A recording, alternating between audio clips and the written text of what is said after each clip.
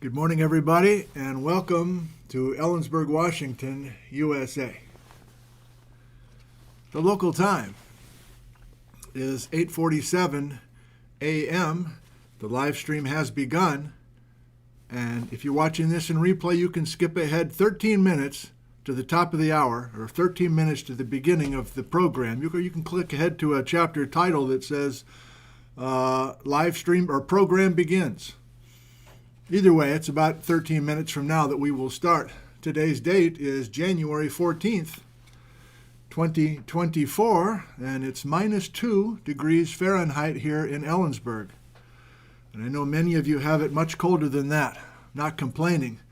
This is winter weather. It's the way it's supposed to feel here at 47 degrees north latitude. It's 5 by 5, and that is so great. I'm excited that I have a new setup that appears to be working, and all of the problems are gone. We can just hope for that again today. And I'm so glad to be with you. How many do we have? We have more than 130, and people will continue to roll. And it seems like I was just here. You know, we did the last episode 48 hours ago, less than 48 hours ago on Friday, because of some technical problems. So here we are, 2 days later, are ready to do this next episode, and I'm excited for this one. Hope that you are too. Where are you viewing from? We'll continue to see if we're doing okay with the technology. I'll keep my eye looking for more 5x5s, but if I see a bunch more of that, I'm just not going to have to worry anymore. Let's say, where are you viewing from? Let's say hi to a bunch of you. Again, so pleased to be with you live. Thank you. Boulder, Colorado. Oh, yeah, there's all sorts of weather reports tossed in here as well. Nassau, New Hampshire. Fort Collins, Colorado. Vancouver, Washington. Hello, good morning. Chuckanut, Sequim, Washington. Petaluma, California. Bastrop, Texas, y'all. Wilmington, Delaware. Battleground, Washington. Olympia, Washington. Ballard, Washington. Sewanee, Tennessee. Spokane Valley, Washington, USA, Pittsburgh, Pennsylvania, mostly North American so far. We got any exotic people today? Now that I'm getting greedy. Oh, there we go. Hans is in the Netherlands, in Columbus, Georgia, Grantville, Georgia, 5 Mile Prairie. I missed your name, but we got some Spokane-ites. What do you call yourselves? John Stockton-ish people? Erie, Pennsylvania, Battleground, Washington, St. Pete, Florida. That sounds good about right now. Oxford, UK, beautiful Lake Tahoe, Tacoma, Washington.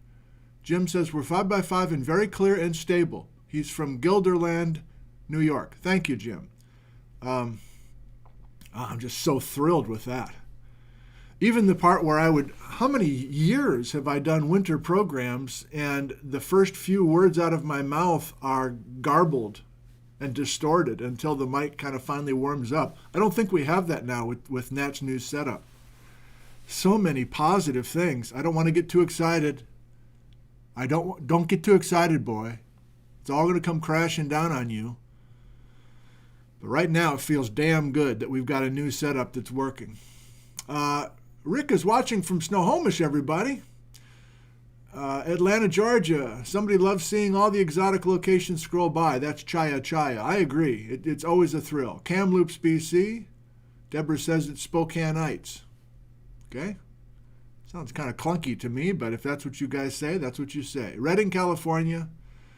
Yosemite, California. I'm going to ask for 3 more non-North America locations just because I feel like I need it. I don't know why. I said that weird. So I'm seeing all these American and Canadian things scrolling by, and there's a delay. That's the only, it's not even a negative, but there's more delay than before, but I am not going to complain about it. Okay, I'm still not saying, okay, yeah, Nat is a superstar, I agree. Oh, there's Sven in Hamelin, Germany. Thank you, Sven. I lobbed it out there. Now, and Dorset, UK, that's Hard Rock Girl 58. Hello, Hard Rock Girl. And Crown House is in Vienna. That's Amadeus. Thank you. Let's do one quick test of the delay. I'm just curious. You ready with your typing? Can you type a number, please? Here's the question. What's 4 plus 8? 4 plus 8 equals what?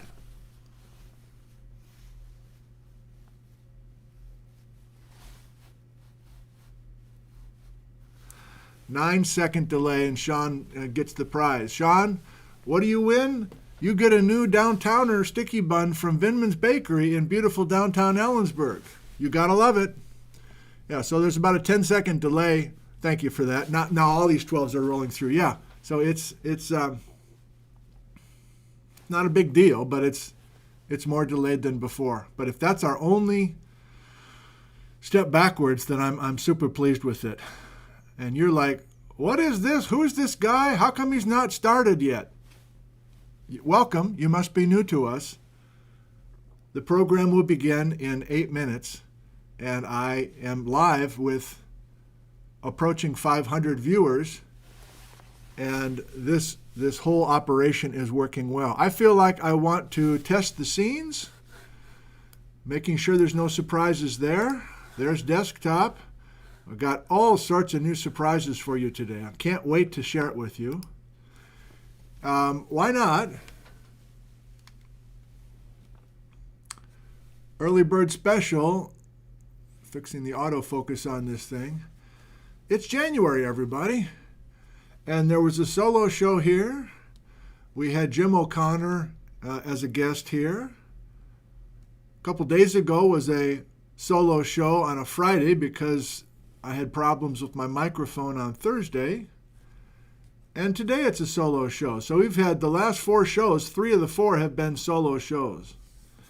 So looking ahead, this is a Lus show with Mark Sweeney from University of South Dakota. A week from this morning is a Lava in British Columbia show. Jerome's back for a 3rd appearance. Vic Baker's coming to talk about 1927 in the ambush. Solo show. Larry Smith, Montana Tech, talking about Glacial Lake Missoula, and then I didn't put it on here, but Sunday, February 4th, Sean Wilsey. So that's my story time before we begin this morning. Sean Wilsey, geology professor at College of Southern Idaho in Twin Falls. Many of you know Sean. Okay. So I fell asleep last night reading Bretz. That's not a good sign. I fell asleep in my chair with Bijou on my lap and Bretz in my hand at about 9 o'clock last night. And I woke up, my eyes popped open at 3 this morning. And I'm like, oh boy. So I guess I must have gotten myself to bed somewhere. I didn't sleep in the recliner, but whatever. The point is, I woke up and I'm like, oh, I didn't finish doing what I wanted to do for this morning's show. I guess I'll get up and get rolling at 3 this morning. And I happened to go on YouTube to check something, I don't know, and I saw Sean Wilsey was live streaming this morning at 3:30 a.m. Pacific, which was 4:30 a.m. Mountain Time. And I don't know if you're aware, but as of a few hours ago, a new eruption in Iceland, and Sean has now cracked the code on how to get online, do a live stream from his office in southern Idaho in Twin Falls, and he's got somebody on the ground at Grundavik flying a drone, and Sean's using Starlink to talk to the guy, can you fly over this? And it was the most riveting thing. I never did get to the Bretz reading because I watched Sean in my bed from 3:30 a.m. till 5:30 a.m. He may still be live streaming, I don't know. But it was the most amazing historic experience, I thought. I don't know if you will catch the replay of this, but to sit there live, laying in my bed, looking at my laptop, and Sean's like, oh my God, I think there's a new vent opening up right outside of town. What was the guy's name? His buddy's like, could you fly over there, please? Fly the drone over there. It was like a live shot. And we watched this fissure lengthen, and it was, I guess about noon local time in Iceland, and we could see all this orange stuff. And of course, the town is threatened. I haven't tuned in since 5:30 this morning, so maybe there's lava in town now, and the town thankfully has been completely evacuated. And yes, it's a mixture of excitement and supreme sadness for a town probably going up in flames. That's a little dramatic, but whatever. So anyway, we're not going to do Iceland stuff here today, but I mean, that was a thrill. And Sean is doing amazing stuff, unprecedented stuff, as far as I can tell. And so Sean and I, back in November, picked February 4th for him to come on here. He may be too busy with Iceland to join us. Man, that's crazy. So that's my Sean Wilsey story, everybody. Okay, so the stations are working. Can I ask one more time and then I'll stop thinking about it? Are we 5x5, even though I know we have a 10-second delay? And if we are, I'm going to go take my walk.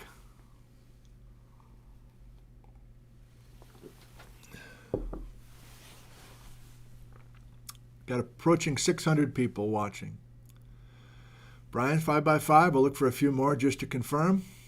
Sharon from Malaga, good morning. Thank you for your help, Sharon. Garrett, the Dutch Night Owl from the Netherlands. Okay, good. Thank you, everybody. I'll give you a shout out the window, and we will begin our program in 2 minutes. Hope you enjoyed today's program. Thank you for joining us live. I got my new trick now. I gotta use it.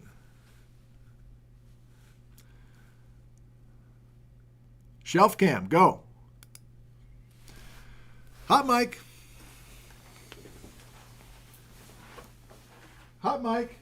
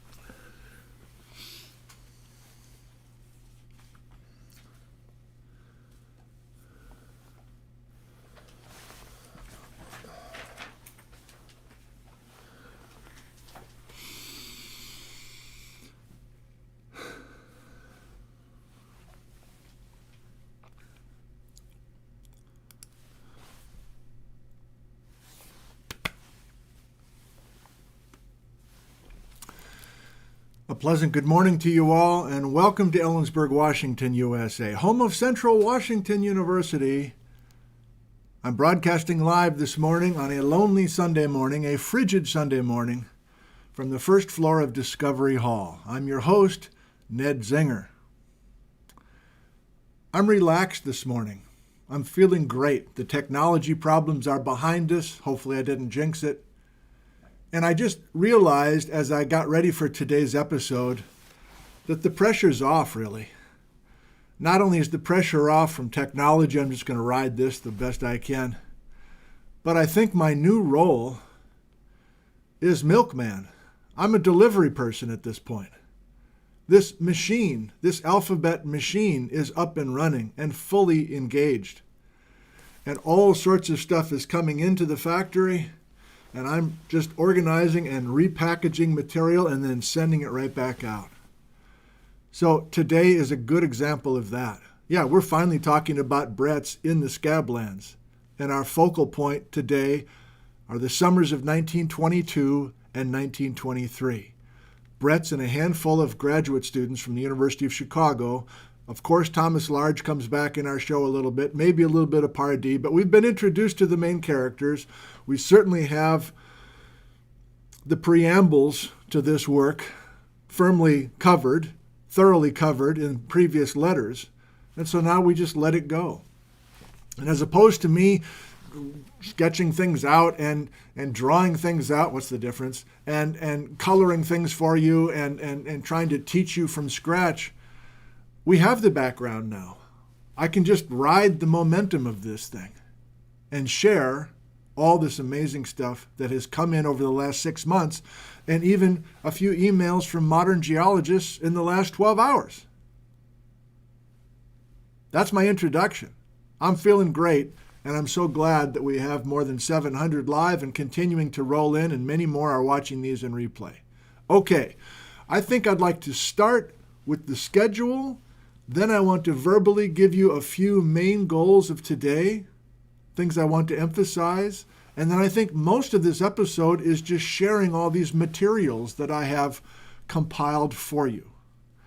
And I'll say it, I haven't read everything I'm going to share with you. Again, the pressure's off. I don't have to read every page of everything that I want to share with you and be the authority on what's written. That's impossible. And I don't know if anybody out there is really reading every page and keeping up with all this stuff, especially all this material I have for you today. So this will stay on the website for months, years, maybe even decades to come. And future people who might want to do some work on this, all the stuff is there, packaged for you. Okay, so Docky, yeah, we're back to our schedule. Hopefully we won't deviate from it again due to technical problems. You know the drill. Pacific time, Thursdays at noon, Sundays at 9 a.m. I did this with the early birds just a second ago, but let me hit it again. Here we are today with a solo show on Sunday morning, January 14th. The next 3 shows will continue to follow Bretz in the 1920s. So today is Bretz 1922 and 1923. Thursday is Bretz 1924. A week from this morning is Bretz 1925 and 1926, those field seasons. A week from Thursday is Bretz 1927. And then solo show last Sunday of January, Bretz 1928, 29, and maybe, I guess Bretz 1927 and 28. What did I just say? Sorry. Yeah, 28 and 29. But you'll notice that I have some names here. So Mark Sweeney from University of South Dakota will be our guest.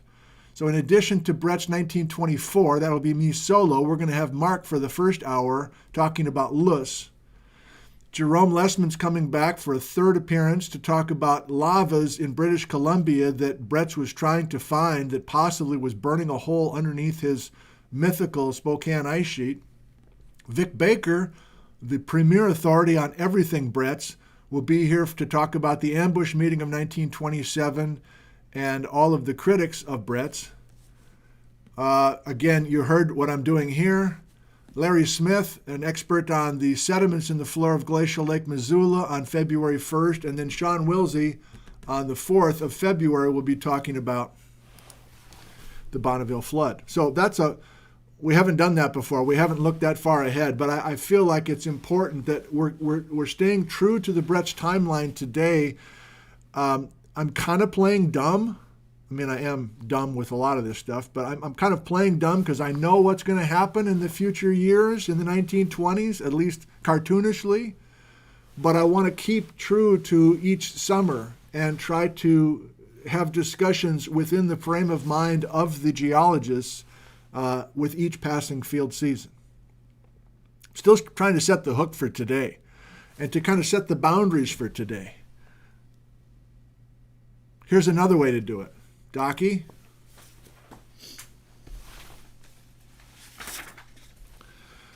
There's a whole new way to appreciate Google Earth by Glenn in Spokane. Glenn has created, I don't know how he's done it, a website where you don't even have to go to Google Earth and see all these green thumbtacks. Stephen from the Netherlands has some enriched Bretz notes from 1922. I'll explain and share that with you. Sharon from Malaga, major player today, as she has been in the past as well, with newspaper clippings from the summers of 1922 and 1923. You have all this stuff waiting for you at nickzentner.com. Ryan from Springfield, Illinois, and Brian McDonald, the great-grandson of Thomas Large, Brian in Portland. Those two guys collaborating to get the original scans of each of the 1920s Bretz field notes typed up. And Joel in Sacramento's, not Joel Gombiner, but Joel in Sacramento's custom map that he created for the field work of 1922. So do you see what I mean? It's all there. I just have to ride the wave.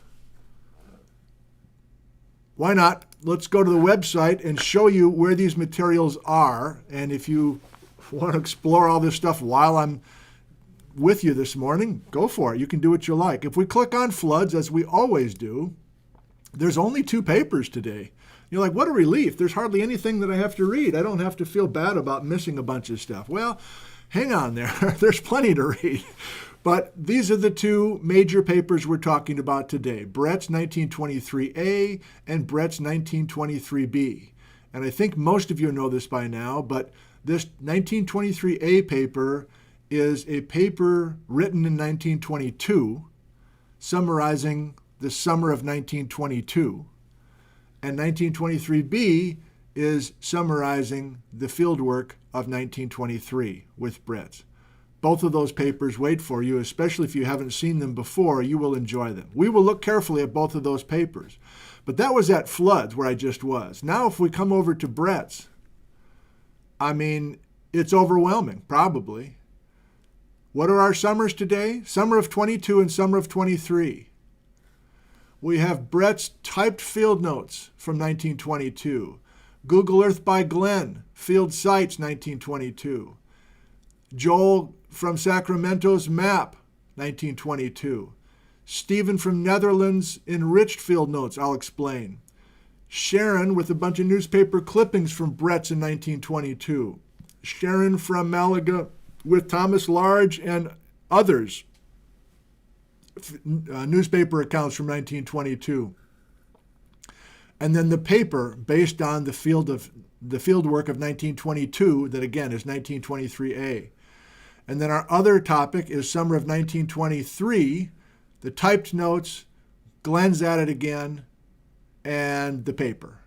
And Sharon with more clippings from 1923, and Sharon from Thomas Large and a cast of characters 1923. So, I mean, come on, man. There's a lot there. Too much to absorb, and yet the hope is that it just remains and people can use it of all various forms, including potential geology students down the road. But I'm getting too greedy there. Okay, let's do something real now then and get us into the details. So if I'm the milkman, fine. But I think in addition to being the delivery person with all this stuff flowing in, my other main job is to continue narratives and to set up things for you to look for in these papers and newspaper clippings and everything else. I think that's my other role.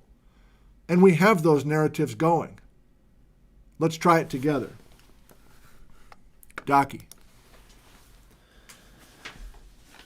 Okay.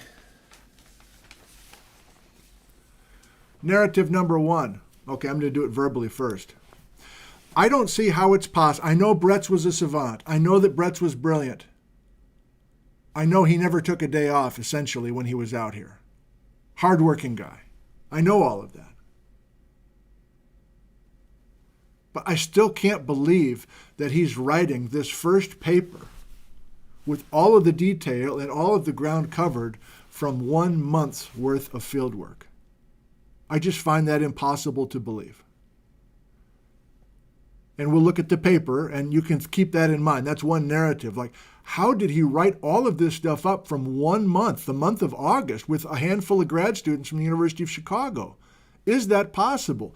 I'm not sure it is. So what are the choices we have? Well, he leaned on Thomas Large a bunch. Large participated in writing some of the paper. That's doubtful, but I'll throw it out there. But I think it's more likely that it's possible that there was more than the summer of 1922 where Bretz was doing field work in the Scablands. What's the title of the show? Bretz in the Scablands.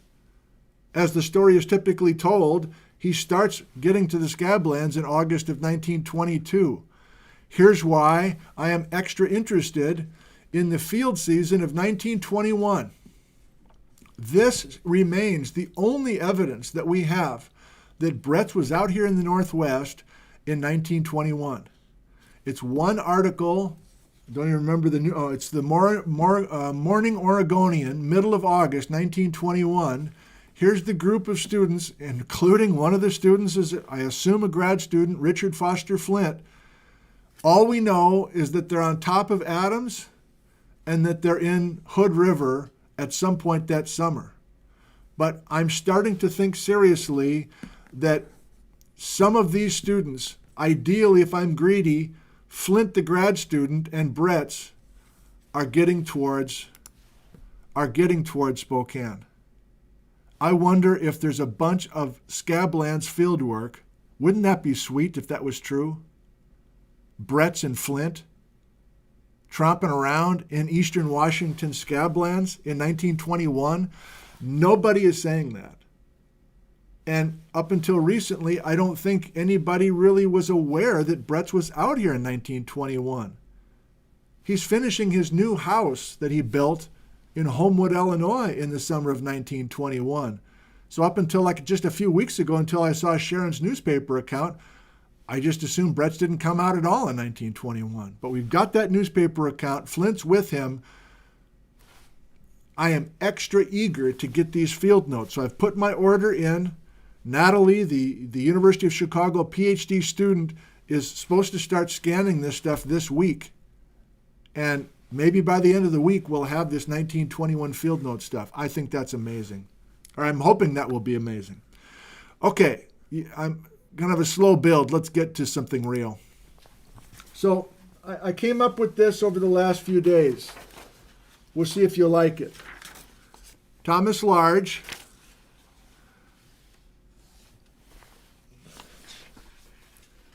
Thomas Large, at least, peddling this story of an older, bigger ice age, or older, bigger ice sheet, and then a younger, smaller ice sheet. And I'm getting modern geologists now getting uncomfortable with me saying this. You'll see what I mean with some emails. And the modern geologists are like, I'm talking about like Jerome and Sky, and we've got Ralph Dawes from Wenatchee chiming in by email yesterday. Thank you, Ralph. He's given me permission to share his email as well. So we're continuing to work on this theme. Almost everybody today disagrees with this. People that I value, they disagree with this concept, just as a rule. But it was the major narrative in the 1920s. Okay, what's the thing that I'm playing with? We'll see if you like this. This is a little flow chart I made for myself. I may get off of it, but it might be something that I stick with for a while.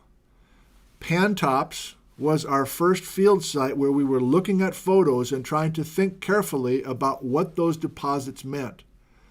And I was kind of playing dumb last time, that I'm like, well, here's Thomas Large, and I guess Bretz is agreeing that gravel pit at Pantops was glacial till. Well, I was looking at that photo, and it didn't look like glacial till to me, and we have some modern geologists in just a second saying that's not glacial till. There's all sorts of reasons to think that's not glacial till. But that gets me to this flow chart. Anytime we get to some glacial drift, let's do it. Okay, you're telling me I've got some glacial drift anywhere in the Pacific Northwest? Fine. Okay, what is glacial drift for everybody, for beginners? Glacial drift is a collective term. You might have till that's deposited directly by the ice. You might have some glacial lake sediments that are deposited someplace on the periphery or even underneath, I guess, the ice sheet. Fine-grained sediments, in other words. Glacial drift, that collective term also possibly means just a bunch of gravels from running water coming away from the ice. And maybe you have a case for not just regular outwash, but a sudden release of a hell of a lot of water, and we would call that an outburst flood. So to me, as I'm not an expert in glacial deposits for sure, if I say glacial drift, remember Chamberlain, Salisbury, Leverett, all these guys are like chasing all this glacial drift from coast to coast in North America. We've got all these different possibilities. So my flow chart is this. Maybe my first thought, my first working thought is, okay, we've got some drift, fine. Here we are. We're looking at it, like Pantops, for instance. My first question, I think, is what's the age of that? Especially using modern techniques. My first question is this marine isotope stage 2, red, stage 4, orange, stage 6, blue, stage 12, remember these are the three major mega glaciation, therefore mega flood dates from Joel Gombiner using the marine isotope stage record in the oceans, and Joel had at least some sands out in the Astoria Fan from stage 2 and stage 6, apparently. So to me, that's the first question. And I think people, even today, are confused about the ages of some of these deposits. And so I can hear some people right now watching, geologists, like, no, we're not. It's all stage 2. What are you doing? It's all stage 2. That's the company line. Everything's stage 2, except for some just random little scraps of things that are probably older than stage 12, over by George Washington and other places like that. What's the name of that place? Fancher Ranch at Wenatchee, whatever. Okay, so that's the first thing I want to know as I'm reading all this stuff. And the narratives from our papers today by Bretz is he's very clear, at least in the 20s. Bretz is very clear. He's hammering over and over again, this stuff is red and this stuff is blue. And I got mostly blue and I don't have much red. Therefore, that's where Bretz keeps talking about this. Where'd it go already? Right. So Bretz's Spokane ice and Bretz's Spokane flood all through the 1920s is stage 6, 150,000 years ago, according to our number today. He's got a smaller stage 2, 20,000-year-old story. Okay, so that's one major thing that I want to know. The other main thing I want to know, I'm channeling my dad here, Carl Zentner. This is just like farm logic, basically. This is just the way I want to approach this. And maybe it's helpful to some. In addition to the age, do we agree it's water laid? I think I'm realizing from all these reports, modern and ancient, from the olden days, that there's not that much till, really. That was one of Bretz's main points from Western Washington. There's just not that much till. There's not that much ground moraine. There's not this much stuff deposited directly by the ice. There's wimpy moraines at the edge of this stuff. There's hardly any recessional moraines you can see. It's mostly gravels. It's mostly the strong stamp of running water is everywhere. And then, yeah, you can throw in the glacial lakes like Lake Russell and Lake Bretz and that sort of thing. But we're talking about an ice sheet in western Washington, but most of the deposits have a strong stamp of water, much of it running water. That's just my view right now. And I think I'm seeing that as well in the Spokane area, as we'll see in a bit. So keep an eye when we read together or you read on your own, how much is this ice water flow business a big part of the story? Is it mostly water lane? And if it is, and you have a flow of water, it's not just a lake, but you have a flow of water, then I think you have a certain bias that if you're a Canadian geologist, this is going to piss some people off, but if you're a Canadian geologist, I think we got flowing water, then I think most of the flowing water is underneath the ice sheet. You've got a big flowing water deposit, then I think the ice is on top. The flowing water is underneath the ice sheet. And that's an earned bias because most of the mapping you do as a Canadian is up in BC and Alberta and places further north, and you are under the ice sheet for a lot of times. I may be way off here. I think Jerome's with us. He might be uppercase. What are you doing? Stop it. I don't know.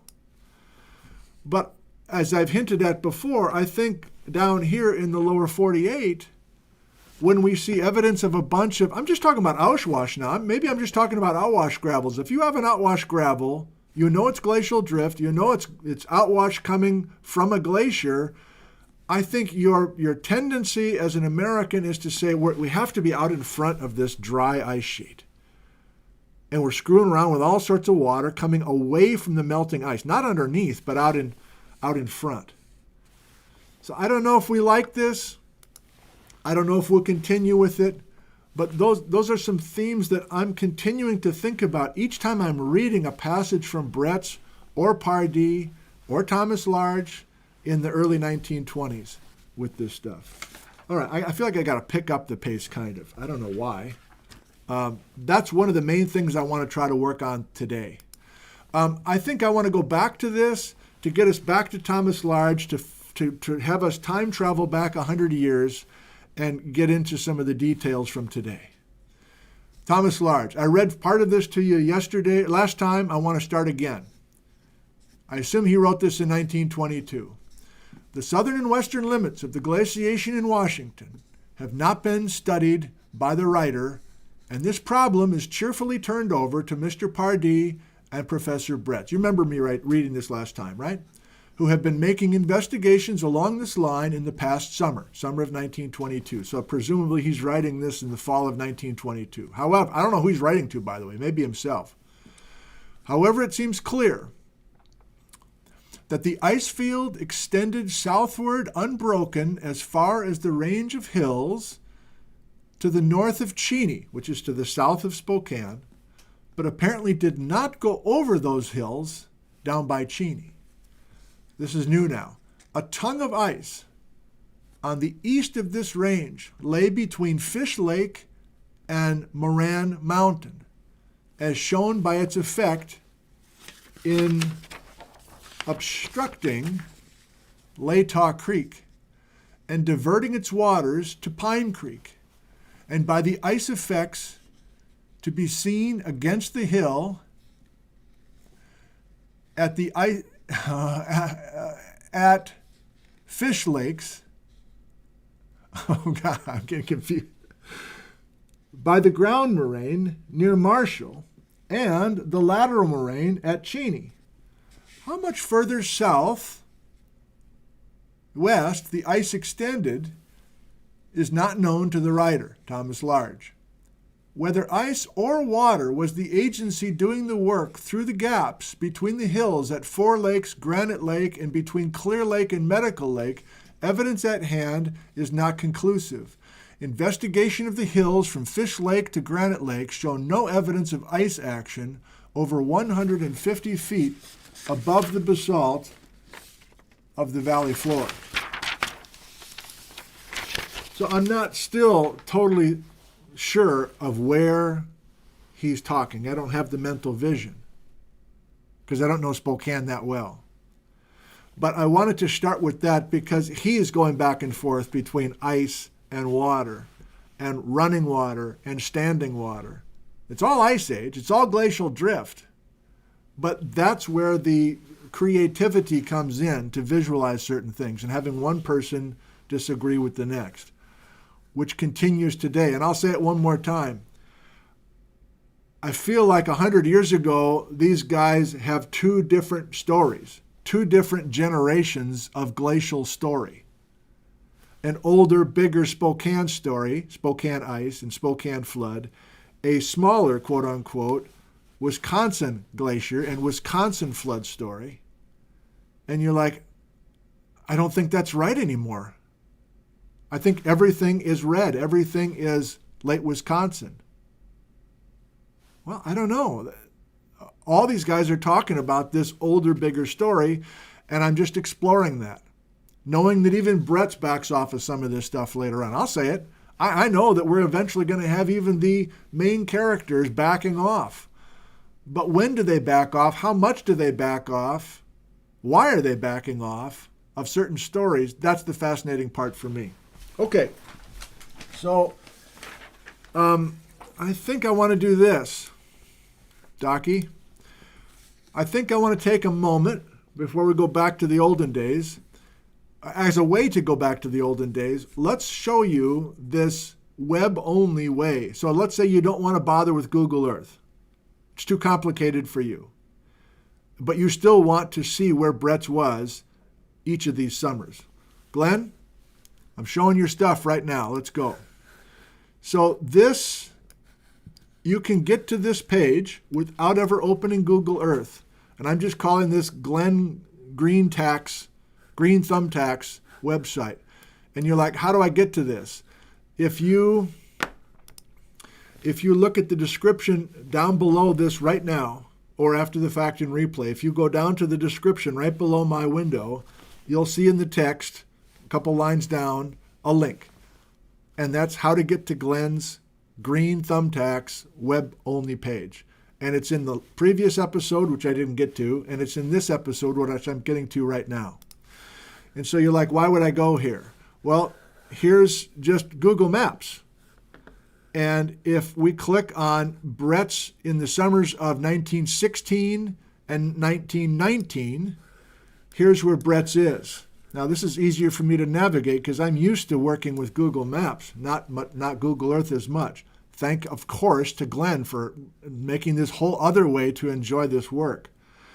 So I just want to simply show you that Bretz is working, as we know by now, 1916, 1919, he's chasing the Satsep gravels. He's looking at Jim O'Connor's, trying to find Jim O'Connor's golden quartzites. And he's got those Satsep gravels on his brain through the Columbia Gorge. But a shock to us is that even in 1916, Bretz and some grad students are on foot or train, probably train, getting all the way up to Ellensburg, getting up to Soap Lake. This farthest, how close did Bretz get by summer of 1919 to Spokane? And according to Glenn's fine work, he's getting to a place called Adrian. Now, over the holiday break, I kept reading about Adrian so much that I just took a day drive. This is before the snow and the cold. And I'm like, where is Adrian? I can't even find it on the map. It's not called Adrian anymore on Google Maps. It's called Adco, I think, or Ad something. But there's an old train stop, and there's still a sign there called Adrian. And Adrian and Stratford, which is, we're just talking about immediately east of Soap Lake. Bretz is in the Scablands in 1919. So there you go. There's already some places that Bretz is visiting in 1919, 3 years before he meets Thomas Large in Spokane. He's at Soap Lake. And look what Glenn has done. For each of these thumbtacks, maybe I should just call this Google Maps by Glenn. Does that work? This is Google Maps, right, Glenn? So maybe in Google Maps by Glenn, he says, yeah, Bretz, in the summer of 1919, on page 6 of his notes, every one of these has a link. Glenn takes you right to the page of Bretz's notes. And he's talking about Adrian and Soap Lake.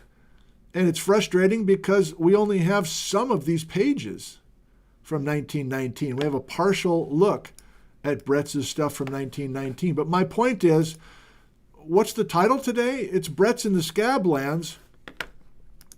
What's the title today of the episode? I'm extra jazzed, by the way. I'm just having a blast. The episode is Bretz in the Scablands, and the focus is 1922 and 1923, but I've already answered my question a little bit. How much Scablands field work did Bretz do before 1922? Well, here he is. Google Maps by Glenn. He's at the potholes, for crying out loud. He's at the potholes.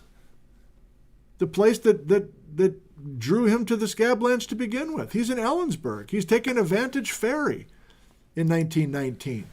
Okay, so that's Google Earth by Glenn. This time, Google, I think I just decided, Glenn, in case you change my mind, Glenn's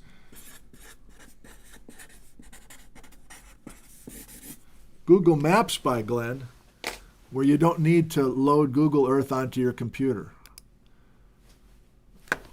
You want to?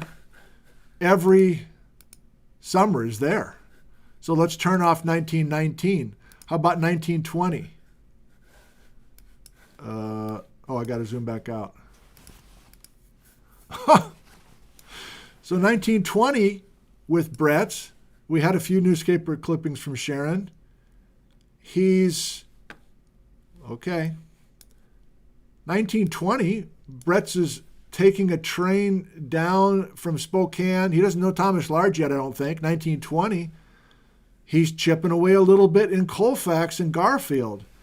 But that's not his focal point in 1920. He's doing stuff down John Day. More Satsup's gravel stuff in the lower Columbia. He's even down, this is so handy, Glenn, good God.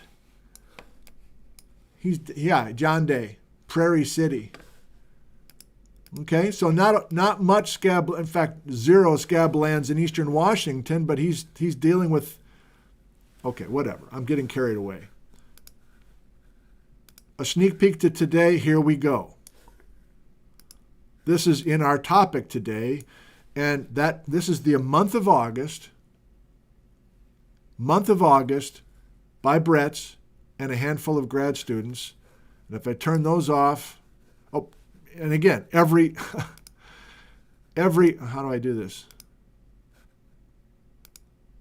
Yeah, go to Pantops. Glenn has done it all. Glenn, come on, man. And the other summer for this program, 1923. He's still in the Scablands, mostly. Okay. Wasn't planning on this, but I think I want to show No, I want to stick to my plan. Okay. So, this is going to be scattered here for a second. How do I want to do this? Okay. We're approaching 1,000 viewers live. Thank you. I'm a little paralyzed at the moment. I guess let's go to the slide. The slides will snap me into focus here. Desktop.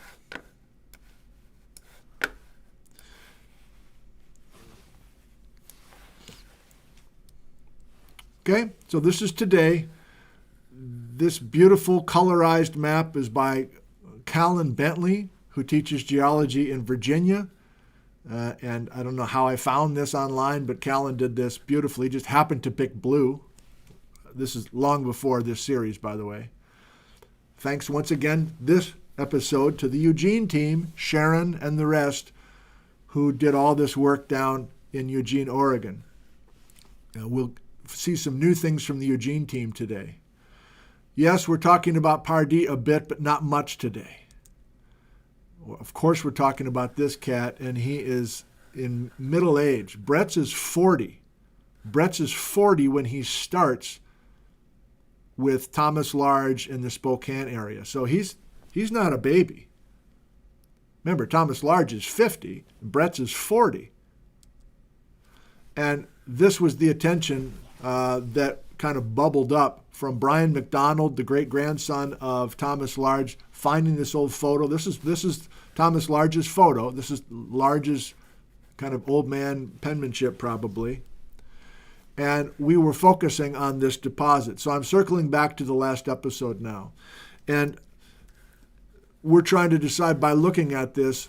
This is glacial drift. Everybody agrees. It's glacial drift up high above Spokane. That's what I wanted to do. Hang on. This is what I wanted to do.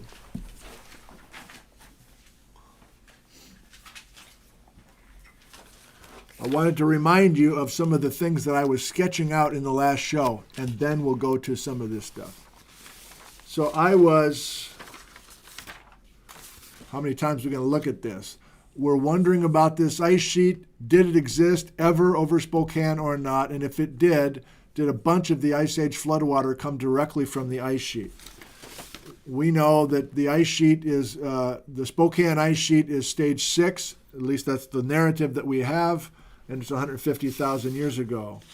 This is what we did in the last episode, and we said it appears that Pantops and these other gravel deposits up high, everybody agrees they're glacial drift. But in the last episode, we were wondering if this was deposited directly by the ice, proving that the ice was over Spokane.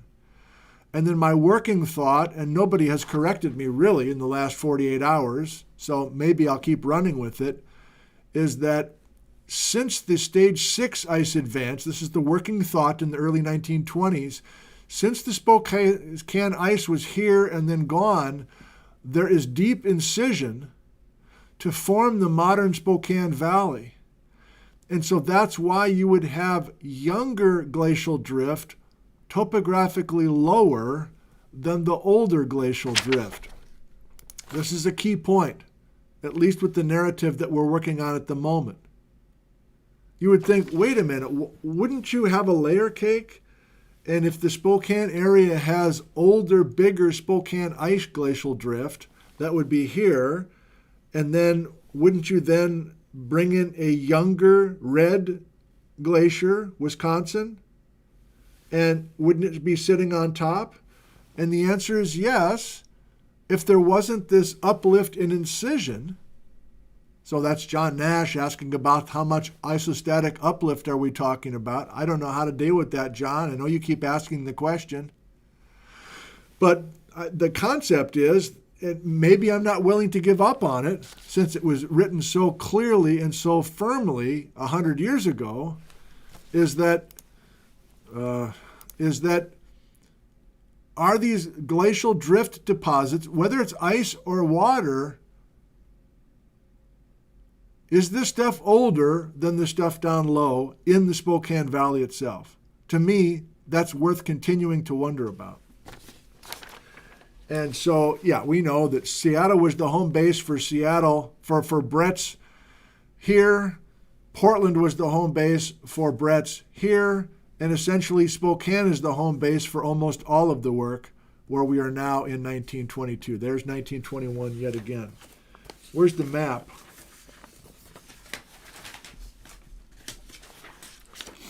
So in the last episode, I was kind of playing dumb and just saying, is this all ground moraine? Are all of these prairies, do you remember? Are all these prairies simply from ice depositing all this moraine material? Is there a terminal moraine here? Is there recessional moraine or ground moraine as the Spokane ice is retreating back? Well, now I'm wondering, because we're about to see with modern and ancient geologists, olden day geologists, they're seeing water. They're seeing running water everywhere, depositing this drift at these prairies. And so now we're back to this bias question. 100 years ago or today, if you have a bunch of running water, is it under an ice sheet or is it out in front? And maybe you'd go, well, why wouldn't it be both? Well, I don't know. I guess that's possible, but just trying to find some narratives we can sink our teeth into. Okay, ready to go back to the slides now that we have that. I feel better. That's what I wanted to do, and I couldn't remember.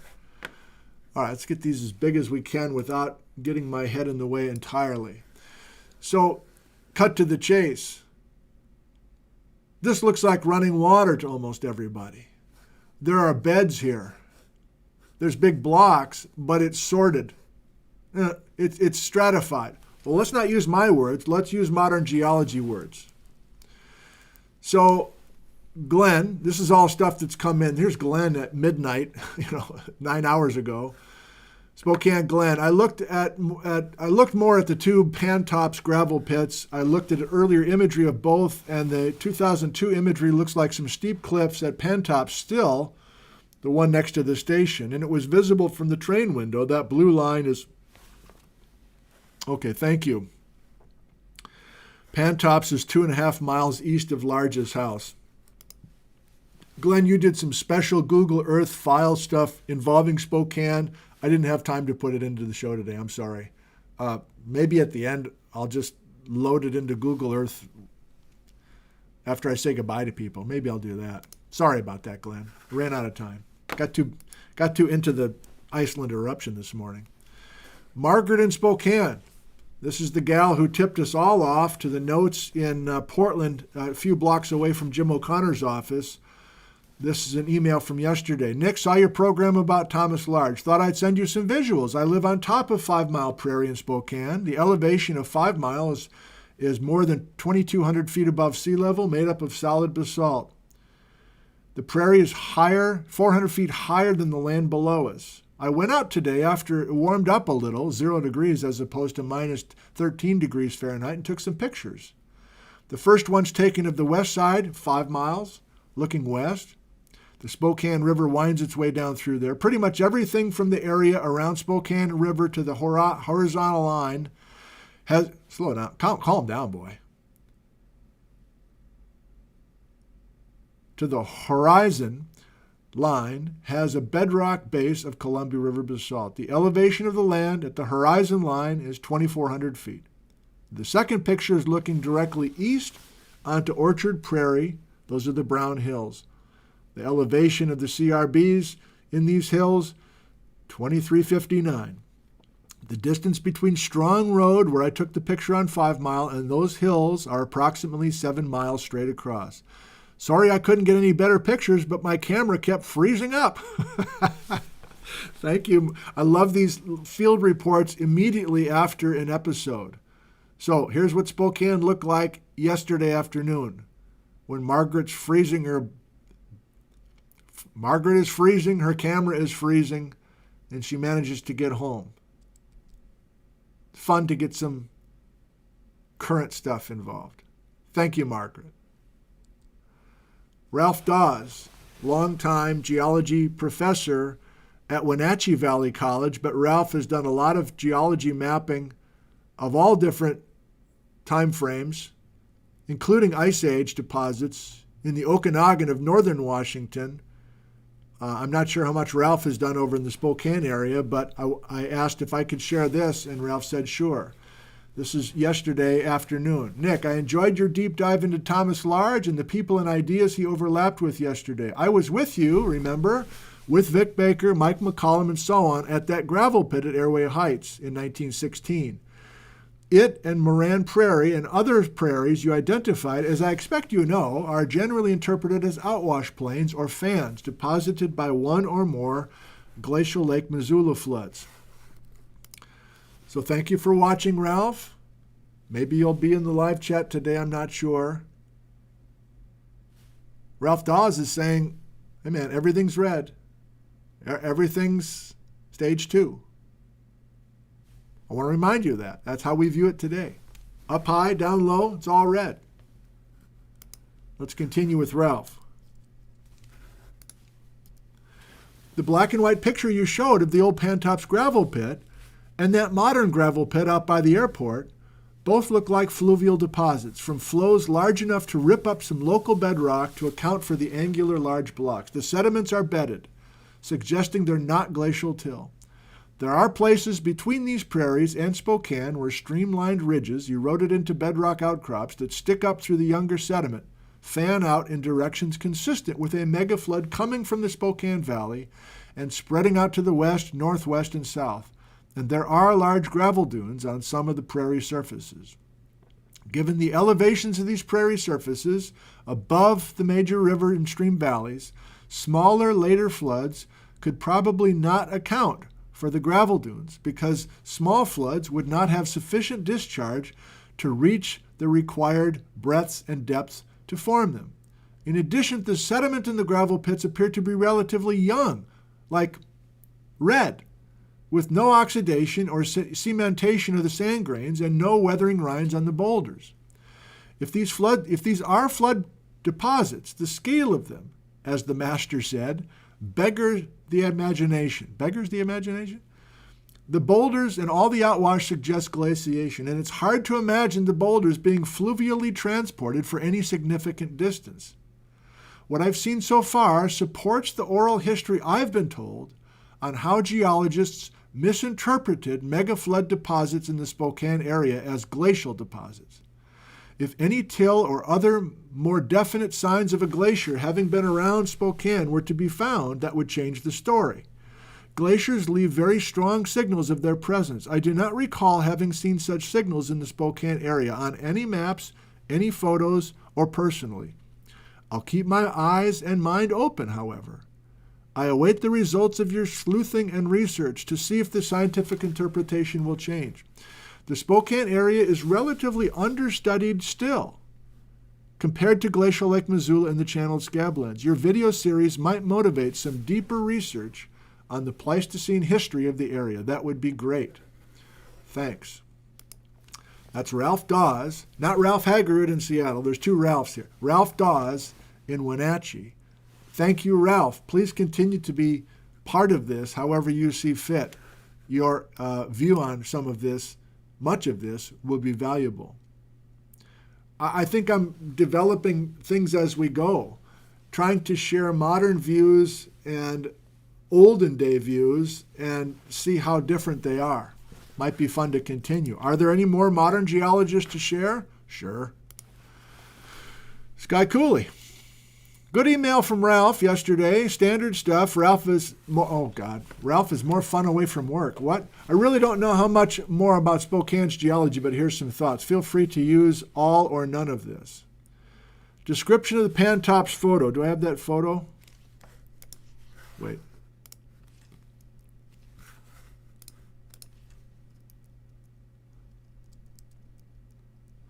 We're talking about this Pantops thing now, right?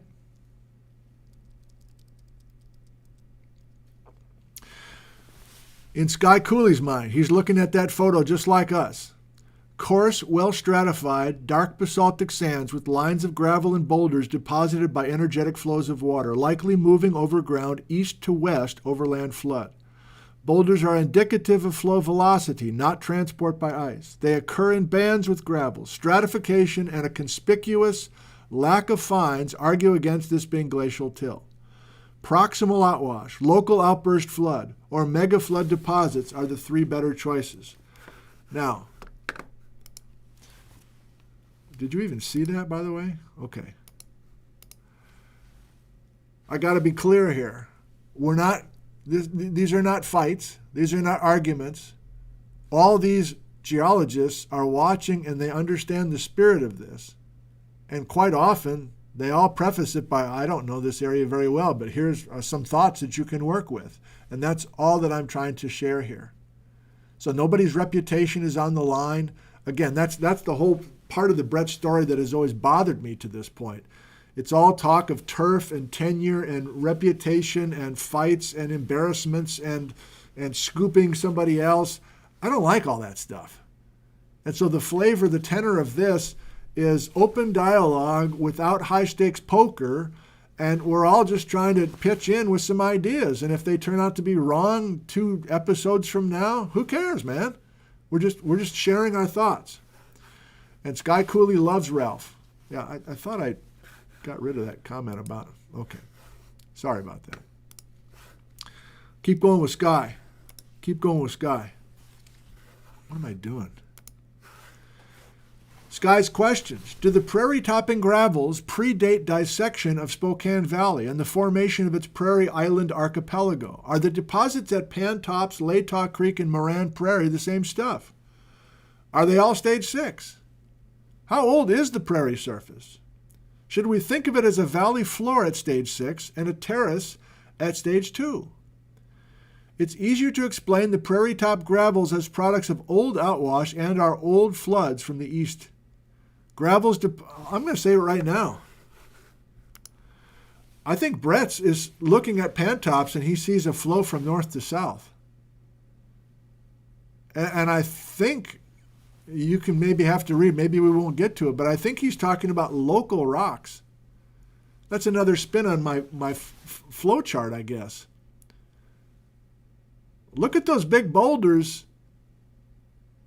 Are they coming from Montana or are they coming from 15 miles north of Spokane? The lithology of these clasts, big and small, in these glacial drift deposits, clearly an important part of this. But I think he's got 4 sets at Pantops at least where the flow is north to south. Now, I could be wrong. Probably wrong. If colossal brimful megafloods are not responsible for Pantops gravel, then perhaps smaller flows moving through a smaller valley cross-section were at play. 2 ways to reduce the cross... Yeah, this is great stuff, Sky. How do you deal with reducing the cross-section of the Spokane Valley? Well, glacial ice could fill the valley, or at least part of it. Outwash from north or floods from the east would be shunted against the bedrock of the valley's south margin. Was Spokane Valley partially occupied by ice when the Pantops gravels were deposited? Option 2, an ice-free but gravel-filled valley whose floor is higher than it is today might also facilitate flows competent enough to carry boulders. A filled valley has a wide, shallow cross-section. Was the Spokane Valley filled with mostly outwash gravel stage 6 and excavated to its current level by megafloods during stage 2? Can I add, please, that I emailed Sky and Jerome asking for a reaction to Ralph's excellent email on a Saturday at 3:30 in the afternoon, and Sky sends this an hour later? Like, it's inspiring simply that people, it's not just this series, many geologists are thinking about this stuff all the time. There is no work week and weekend where you're not thinking about this stuff. It's a hobby. And to have emails like this that are so thought out with just 45 minutes of thinking, so valuable. I haven't even got to Bretz's stuff yet, but I just feel like this is the way to go. Jerome Lessman, who was out on a field trip yesterday, speaking about working around the clock. So Jerome emailed at supper time yesterday and was like, I was out on a field trip. I didn't even see the show, but I'll watch it tonight and send you something. So here's Jerome right before midnight. Pantops versus Airway Heights. I recall that pit well out at Airway Heights. The story was convoluted because Mike McCollum was arguing that the bed forms on that surface were made of relatively fine sand that would have not survived multiple subsequent Missoula drainages and would therefore have been some of the last drainages moving over that surface. We're up high now. We're not low, I don't think. Also, those last floods would have been mildly energetic because the grain size was relatively fine for giant bed forms. However, the gravel pits within that surface were much more equivocal, I don't even really know what that means, given the range of materials within. So I got more of the photos. Remember, this is the one, if you were with us late in the last episode, I scrambled on the fly to find this photo from 2016. This is not Pantops, but I said, boy, this pit out by the airport, Airway Heights pit, looked kind of like that black and white photo from Pantops. Well, there's some key differences. This is Mike McCollum. I think he's still with us. Would love to get your thoughts, Mike, if you get. This is Vic Baker, who will be with us Forget this guy's name, Jerome. What's this guy's name? The Altai flood specialist. More photos from this Airway Heights thing. This is different, I now realize, out at Airway Heights because, yes, we have the bedded fines, outwash in other words, but the blocks are made of silt. How do you do that? How do you get these big blocks of fine-grained slackwater stuff? I think that's now what I'm remembering. I kept asking out loud, how do you keep something like that together? It's soft silt. Why is it a frozen, or why is it a block? Is it frozen? Thank you. Paul Darling is the geologist, the Altai specialist from Russia. So this appears to be significantly different. If you're getting confused, this is the gravel pit that I thought was maybe the same stuff as Pantops, and it might be the same elevation as Pantops. It might be the same vintage as Pantops. I don't know. But a key difference is that even though we have bedded gravels and sand, basaltic sand, the big blocks are not hard rocks, but they're soft sediments. I think I snapped these in the field trip van. I'm not even sure McCollum knew I was snapping them, so I'm sorry if I'm violating something here. So Mike McCollum's working idea was that there was a bunch of sand near, I think this is still near the airport, that's red, but he had some stuff down here that's older than 36,000. Now that's not stage 6 necessarily, but he did use blue. This also from McCollum. I don't know if this is published or not. We're in downtown Spokane. We're miles ahead of the story now. I don't understand what to do with this, to be honest. But this is the gravel pit I'm showing you photos from that's private. And yeah, I remember this now. So here's the head of the Cheney channels. And this is essentially the basalt plain that Bretz is talking about in 1922 and 1923 papers. And by looking at this expansion bar, the Excelsior gravels are telling this story of both a westward flow and a southward flow. But we're up high. We're up high. Now we're down, not down low. So, okay. Yeah. Approaching 1,000 viewers. So here, Jerome continues. I also agree with Ralph Dawes that these are relatively young, red, for all reasons he listed. This is Jerome talking. Those prairies, I recall reading from Bretz and Flint is coming in future episodes, about the prairies around Spokane were thought to have evidence of glaciation, largely based on morphology. It's kind of a Midwestern thought. The prairies are butte-type landforms that seem to be dissected remnants of a precursor surface. Yeah, they were talking about that. And many are around the 740 meter above sea level elevation. There's a Canadian working in metric. Thank you. Similar to the gravel pit bedform Airway Heights surface. Yeah, similar. Okay, they're both up high. The point is that they could have been a continuous surface, valley floor, but the sedimentological evidence for glacial occupation was not overly abundant, and where described seemed quite gravelly. A key section was south of Spokane. Yeah. I don't know what that word means. Equivocal, I should. I'm trying to wrap my head around the logic of inferring ice over Spokane from these pieces of evidence. Like he's talking about the old guys. I can see the following logic. Prairies preserve the hummocky topography, its moraine-like surface. Downflow or to the south of these surfaces, remnants are sorted gravels, outwash emanating from the moraine area. No idea if that's reasonable, but I can imagine this being a case someone could make. Last point. Here's Jerome. Hey, Nick, I would caution you about the idea that the last floods were small.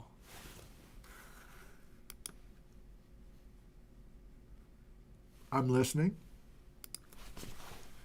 It's all relative, and some last floods may have been substantial, man, but occurred subsequent to some incision that made it impossible for these floods to reach the level of prior floods.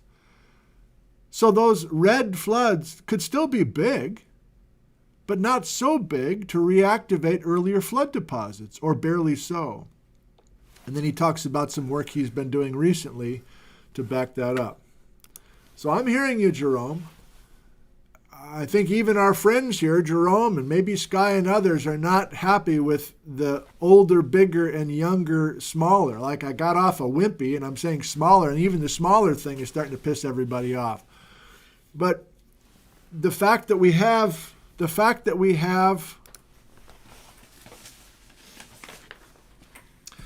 to me, this continues to be a key sketch if it continues to be accurate. I think what Jerome is saying is that, what is Jerome saying? Jerome is saying, if this is truly old stuff up high, then remember that there's been incredible amounts of down cutting since stage 6. And so you can have really big floods, Nick, coming over Spokane that are red time when they're not wiping out everything because they're following a valley that's already been cut pretty low. So please cops. So Jerome's saying, would you please stop saying the red stuff is small or wimpy? Because the valley floors are lower. But this is a key concept. Okay, this is a key concept. And we're going to use it in Grand Coulee. We're going to use it, I think we're going to use it over and over for the rest of the letters.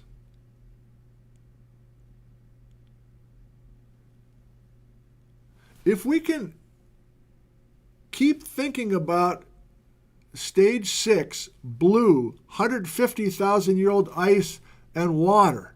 And again, some viewers are rolling their eyes right now. Some geologists like, it doesn't exist anymore. Get off of it. I don't want to get off of it because I like the idea of that old story. But then if we realize that there's intense digging, incision, whether it's isostatic rebound driving the incision, I guess that's it, then yeah, I'll change my verbiage and say that the red floods were big too. But if they're big red floods, you know what I mean, 20,000 years old, even if they're big floods, they have to stay low because the valleys are much lower than they were during blue time. And I think that's the main thought about red water coming into the Grand Coulee and red water not ever getting into the Cheney Palouse because of that digging.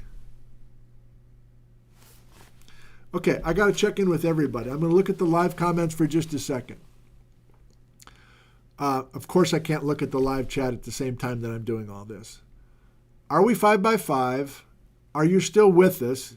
It's just nice to just take a pause every once in a while, catch my breath, and see if this is working. If you all say, no, I hate this, I hate this, I hate this, I hate this, I don't know what I would do. I'd probably just say, see you later. But I need just to take a breath and check in with you. Sharon?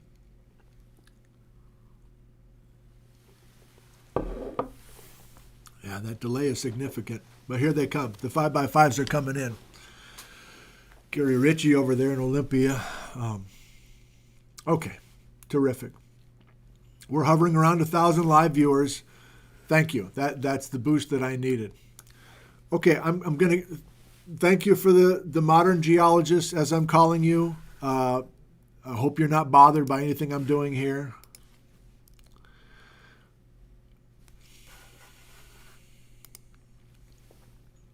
We're doing live Q&A, but it's probably going to be at least 20 minutes from now because I've got these other cool things that I want to share with you.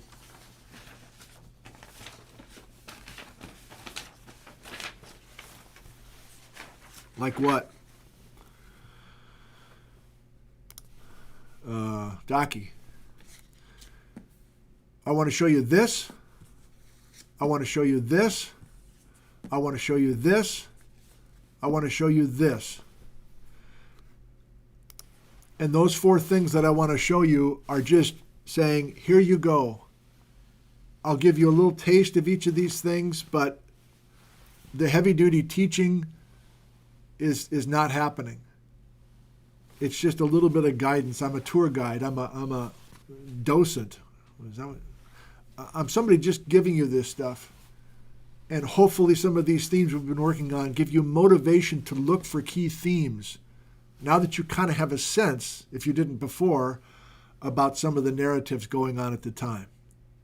Okay. I like this map from Pardee. That's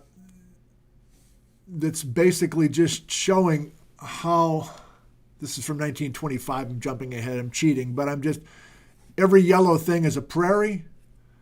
Downtown Spokane is the red dot. Every red line is a train line. So you can see the Inland Empire has been completely built. All these rail lines can get you anywhere you want to go. So Bretz does not need a car, at least that first field season.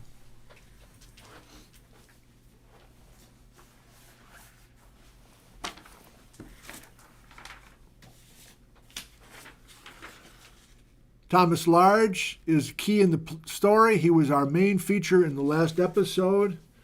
While all this is going on, Thomas Large is starting something called the Northwest Scientific Association. More coming on this a bit, but in addition to being a facilitator for all these outside geologists to come in, Large is also starting to organize a way to share all of this amazing work. So a letter like this from the Eugene team, where Large is writing a teacher at Mansfield, Washington, dated fall of 1923, which is at the very end of our time frame for today. Thomas Large is saying, I'm wondering whether your kind letter of March last has been answered. I was at that time very much engrossed with the organization of the Northwest Scientific Association. I wish to call your attention to a splendid paper to appear a very short time from the pen of Bretz. Forthcoming, by far the most comprehensive paper yet to appear on the subject. I have the original manuscript in my possession. Bretz spent the summer again in the territory with a group of students, Kirk Bryant, Pardee, and basically Large is saying, hey, high school teacher in Mansfield, can I get you involved in this Northwest organization? I think he does that up here somewhere. Yeah. He's recruiting, basically. Here it is. There's 144 charter members of the Northwest Scientific Association, and a number since. 99 had joined since. They're scattered from Saskatchewan to Roseburg, from Vancouver to Pocatello. I am proud to be of the group, and more so that I had a good deal to do in getting it set up.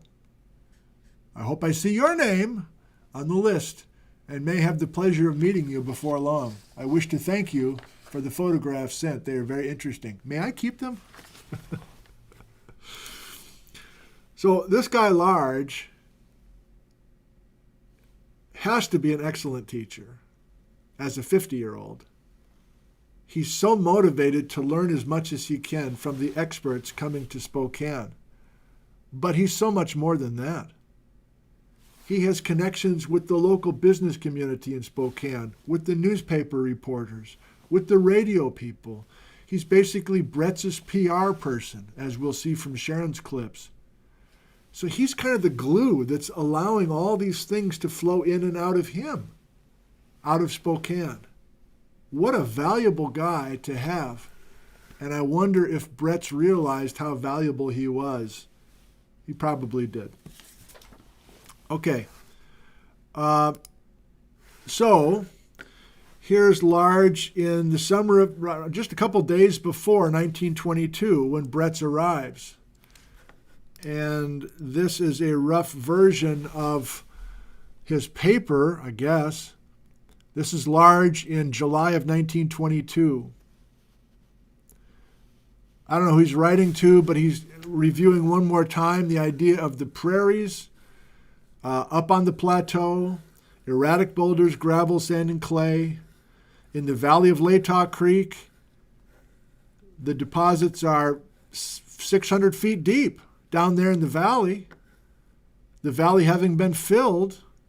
No evidence was found that the glacier had crossed the Spokane River to the east of the city limits, and as what appeared to be marginal moraine was south found on the south side of the valley. There's Pantops again. Okay, so we're back to that theme. Can I show you the flow chart one more time? Whether you like it or hate it.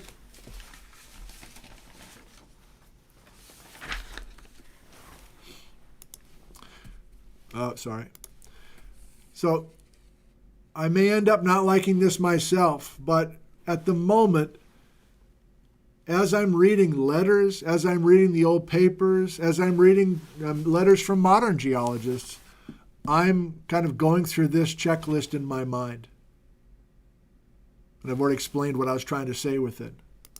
But I think it might be valuable.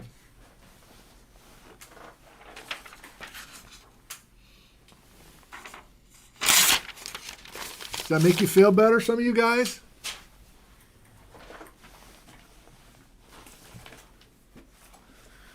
Couple scraps, and then we'll get to the papers of Bretz in 22 and 23, and you're like, you're kidding me. Haven't even gotten there yet? Nope. From the last show, Richard Sola and Dean Keever sent me a hard copy of their book, and this was in the last episode. This full thing is in digital form for you to enjoy. Thank you to those guys. Eric Lindstrom in Seattle, who ran out of gas with his new book that he was writing, and Eric went all the way to the University of Chicago. I found this interesting to kind of set our stage for Bretz out in the field. Eric writing, Bretz was accompanied by a group of students, I think they were graduate students, not undergrads, in 1922. On each discrete leg of the Scablands tour, he assigned a couple to the task of managing logistical details while he and the rest of the group hiked through a particular area of interest. The logistical team would break camp, transport gear to the next key destination, then set up camp again and get dinner going. Typically, Bretz and the field team would arrive that evening, having trekked the distance on foot, or maybe parts of it by hitching a ride on a local train. That evening, all of them were expected to share observations and notes before hitting the sack. Next morning, the process was repeated, presumably with a shift of personnel, so that the camp and gear minders could be rotated into the field for a day or two, until their turn at logistics came around again. The point I'm getting to, this is Eric Lindstrom in Seattle, the point I'm getting to is that on that field trip, in 1922, 1923, 1924, and so on, and on so many of the rest, unsung students made meaningful contributions to the advancement of Bretz's work. It would be appropriate, even timely, to somehow acknowledge/celebrate that contribution, this centennial year in particular. It's been a long time since I've spoken to any of my few remaining contacts at the University of Chicago, where I was working on some of my research. And Eric, this is from last year in 2022. Thank you for that, Eric. I hope you don't mind me sharing that if you've been watching these. Viewer help. I'm going to show you some of the newspaper clippings from Sharon, but we don't have the names of the students with Bretz in 1922 and 1923. I don't think. Like, we had the names, remember? We had the names of each student in Bretz's, from newspaper accounts. In the Columbia Gorge, we had names of every student. And I was interested in learning what I could about some of those students. Well, now I'm even more interested to get the names of these students who are literally in eastern Washington in the Scablands. In 1921, in 1922, and 1923. Sharon, are there any other newspaper clippings? I'm not going to ask Sharon. She's already done a million things, but I don't think we have any of those student names. So, and those student names are never, I don't think they're ever in Bretz's field notes. They were a couple times back in the Gorge in the teens, but in the 20s, I haven't seen one student name anywhere. Maybe I'm wrong. But now is really the time to dig in to find those names, if possible. And I think it's just a handful of grad students each summer of 1923 and 1924.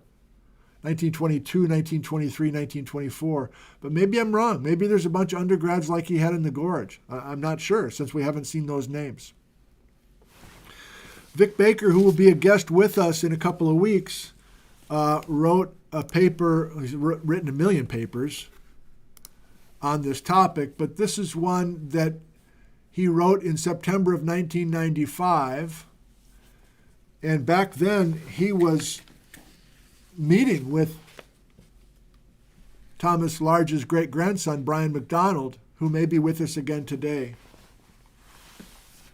In the summer of 1922, we're finally there, folks, Bretz began the field research with a small field party of advanced students in the Scablands.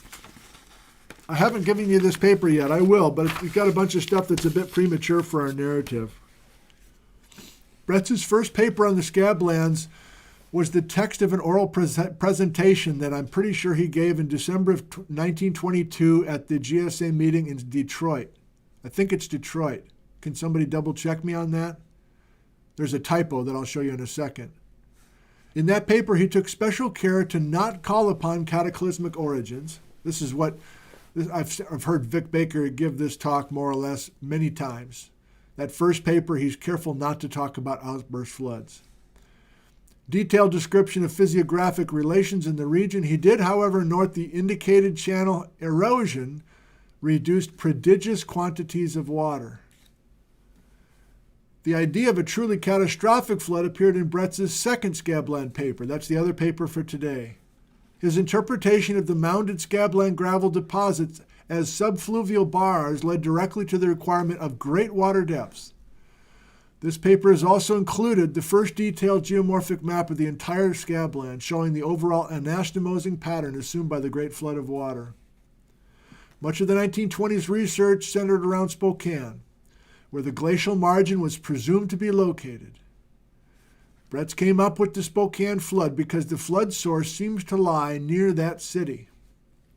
Here's some of the new digging that Bretz and Brian, great-grandson Brian, came up with. Bretz saw a memo dated September 25, 1922, to David White, chief of the USGS, in which Alden, who was the head of the USGS at the time, noted of Pardee's work, very significant phenomena were discovered in the region southwest of Spokane. The region so far required caution in their interpretation. The conditions warn against premature publication. So this is an angle on this where Pardee's boss is saying, hey, you stay away from this. Don't get into this floods thing. It's premature. Don't hook up with this crazy guy Bretz. Is Brian with us today? Brian McDonald? He identified himself in the last episode as BKM. Brian, a confidant, has extensively researched correspondence relating to the origin of the cataclysmic flood hypothesis. Large wrote prolifically on various speculations concerning the Scabland origins. Brian, I think, went to the University of Oregon before the Eugene team. This is 30 years ago. And he found this letter to Everman. Here's Thomas Large. One of Pardee's most interesting theories is that this broad belt of rough lava extending from Medical Lake and Cheney down through the state to Pasco is due to subglacial water erosion. Whoa! Pardee had an idea that the ice went all the way to Pasco in southern Washington? Neither glacial nor river erosion will account for it, as he has no gradient, while water under pressure under the ice could cut a hole out of any depth and rise again where resistance was least. I have yet not been able to pick any flaws in the hypothesis. This is Thomas Large saying. As yet, we are very much in doubt as to the depth of the ice sheet. Okay, I'm freelancing now, but Was there a time Joseph Pardee was entertaining the ice sheet not only got south of Spokane, but it got all the way to the Oregon state line? That's a radical thought, even more radical than Bretz, I think. Is that why his boss Alden say, sit on that? That's crazy talk. And I have to say it, William Hobbs from the University of Michigan in 1943 proposed exactly that. And we got all sorts of letters from the Eugene team between Hobbs and Large. One more thing here. Large also in 1922. So this must be like Large in the middle of August writing to somebody. Professor J. Harlan Bretz of Chicago has been to see me twice since I wrote you. He has a group of geology students and they have come over some of my work. They've gone over some of my work. Bretz thinks the glaciation on the prairies may be red, stage 2, but I'm quite sure he does not make allowance for the aridity of this climate and its effect on slowing down weathering. Furthermore, he must account for the 2 other glacial trains at lower elevations, which in no way connect with the dissected plateau prairies. Bretz says my outlet by way of Mica, California Creek, and North Pine will stand. Also, my marginal moraine at Pantops. Bretz thinks he may find some evidence of ground ice on the south side of the Spokane Valley above the city. He may leave a student here to hunt for it. I'm willing he should. He goes hard after Pardee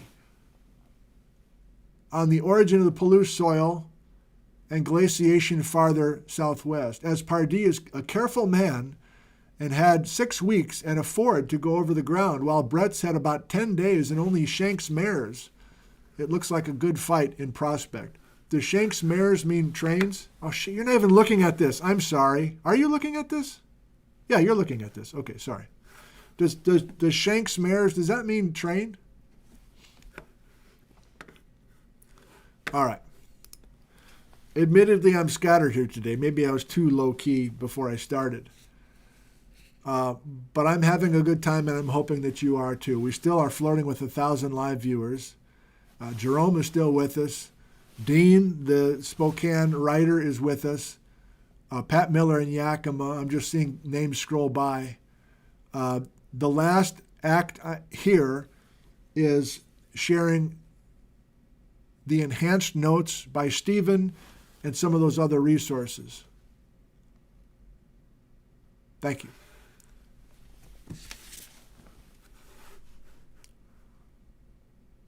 How do I do this? Let's go to Docky.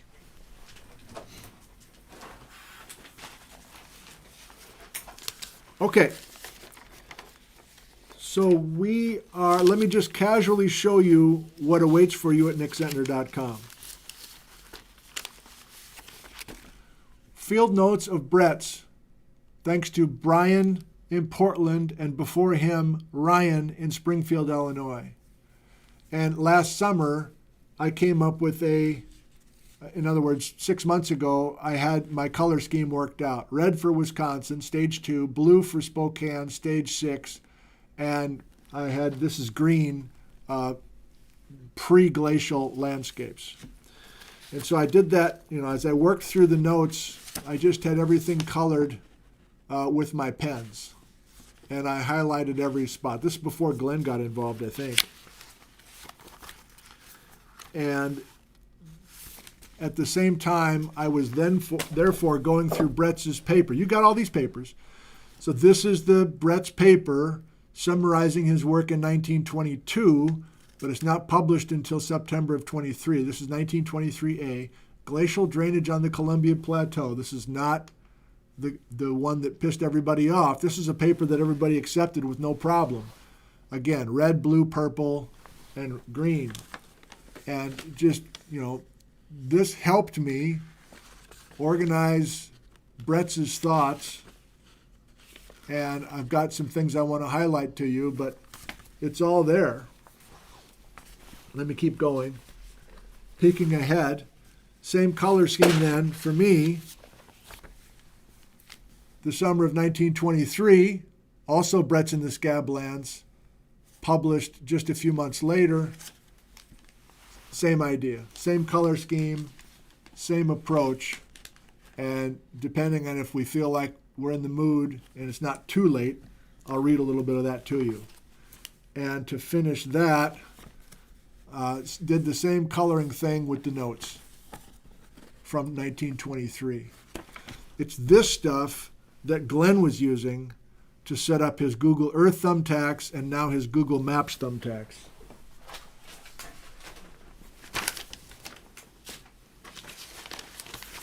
Concepts buried in those papers are some of the things I was doing with you before Christmas, getting into the dendritic stuff, the drainage divide stuff, the idea that there's a pre-glacial dendritic network due to uplift and incision, and then you have something like Moses Coulee being carved by, was it the Spokane flood or was it something else?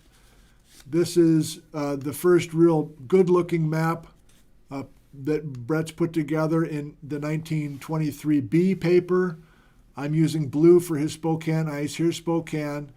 Here are the channeled Scablands. And you're like, I tuned in finally for an episode where you take us to the Scablands and you show us where Bretz went here and where he went here and his observations. That's what I tuned in for.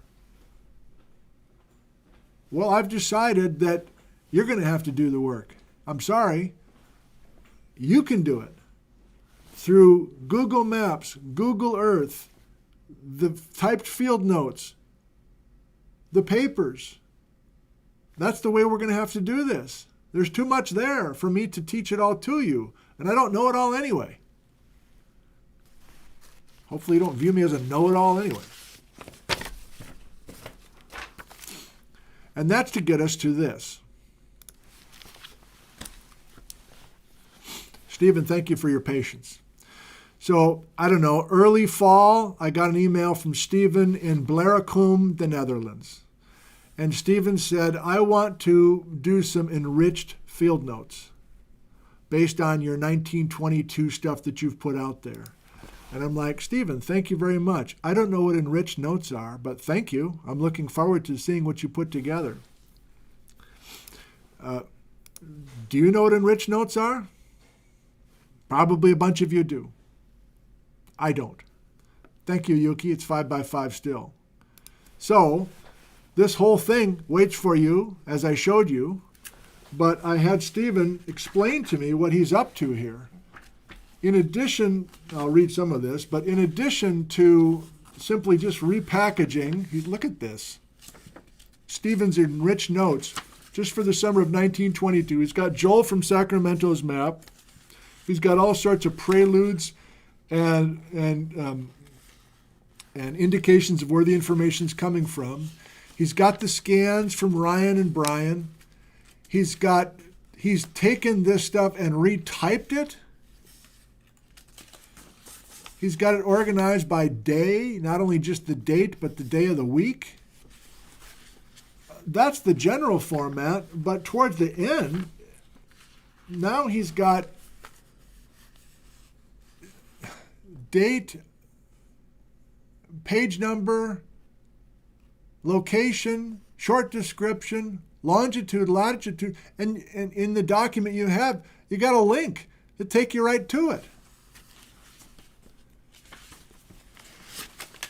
I mean,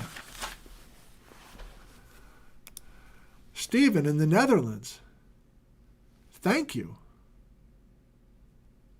Let me stick with this and read just a bit of what Stephen had to say about the purpose of these enriched notes. If you're a dum-dum like me, you have no idea the full value of this. Basically, I said, Stephen, can you help me? What is this thing? It looks cool, but why did you do it, basically? Nick, here's the Bretz Field Notes 1922, version 2024.1, ready for prime time. You can publish it. I won't have much time in the rest of the week because of my work schedule. I cleaned up some of the Bretz's personal drawings so that the back of the pages don't bleed through. He's been working with Glenn by email, apparently. and there's an EPUB coming next week and an MP3 podcast. I want to add audio which describes the pictures. Please let me know if you like getting the MP3 with the voice of Bretz or yourself.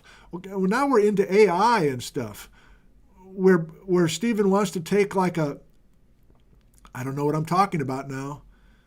Is there some clip of J. Harlan Bretz speaking into a microphone in the 1970s or something? And can he take that sound of Bretz and then like turn these notes into something that can be read to someone with disabilities with sight?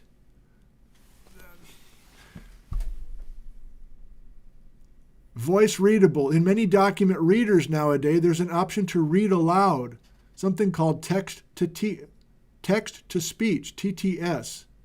Basically, the computer reading the letters of your document in human pronunciation to you. I've never used that.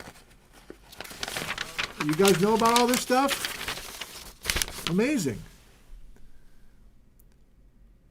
You got a PDF, simply follow these steps to have the Acrobat Reader read the PDF aloud.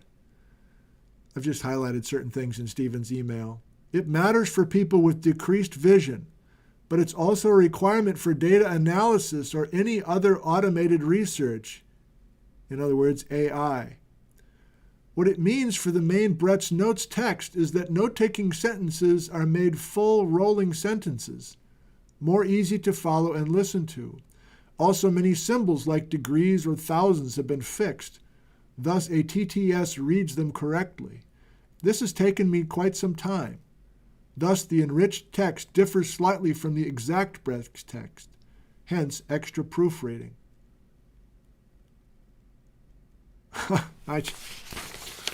So this is a perfect example of how we just do this. We put stuff out there and we see what happens with it. And in this case, Stephen across the Atlantic Ocean has devoted countless hours to this just for the summer of 1922. And it's there under Bretz at nickzentner.com. Wow. Let's finish with the slides, and then I think that's probably enough for today. We'll do some live Q&A. So Joel in Sacramento is showing us that Bretz, by the day, is first of all getting on a train after he says goodbye to Thomas and head south. Rail travel for the most part. I'm going to pick the number 3. Bretz and 3 grad students. They're doing the rotating thing or whatever. They're on foot occasionally. Yeah, and it's Bretz that looks like this. Joel in Sacramento. This map, if you want to study it very, very carefully, is there for you at nickzentner.com. Thank you, Joel. And if you missed it, Joel is a young father of 3 kids under the age of 8, and he did that first map back in August, and then he's lost. He doesn't have the time. It got more complicated to make maps like this for 23, 24, 25, 26. So he's not able to continue. But we've got one. We've got one of these gorgeous maps from Joel, and we love it. You got to love it, Joel. Thank you. Here's where I emailed Glenn last week and said, do you think Thomas Large loaned his car to Bretz in that first summer of 1922? And Glenn says, I don't think so. His notes only mention in 1922 train or traverses, like walking, based on where he was. Joel in Sacramento's reading of the notes in travel analysis says the same thing. So here are the grand totals for travel by Bretz and his students in 1922. More than 1,000 miles by rail, more than 300 miles by walking. Yeah, I mean, come on. All the Google Earth stuff this is Glenn just giving us a shot, looking west. Here's Spokane Valley Mall. Here's downtown Spokane Falls, the World's Fair, 1974. John Stockton's house up here on the hill, appropriate. Micah Pass gravel, all this, come on. That's the one I read to you to get us into this. Okay, this is a beauty from the Eugene team. I'm going to read it to you because it's a little snarky. This is Thomas Large getting a little snarky. He wrote this later in the fall of 1922, Thomas Large to the editor of Science. The writer acknowledges his oversight in the article of glaciation on the Cordilleran region in your issue of September 22nd. I mentioned that Dr. Leverett was called to the supposed evidence of Kansan glaciation by Professor Bretz about August 1st. He also admits, in other words, he himself, Large, admits that the brickyard at Cheney is 1 mile further south than the mouth of California Creek.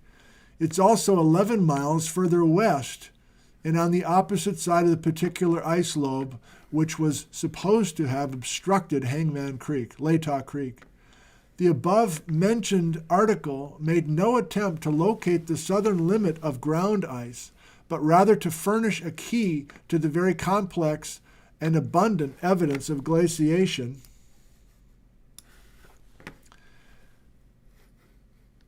to be found in the region. Oh, shit.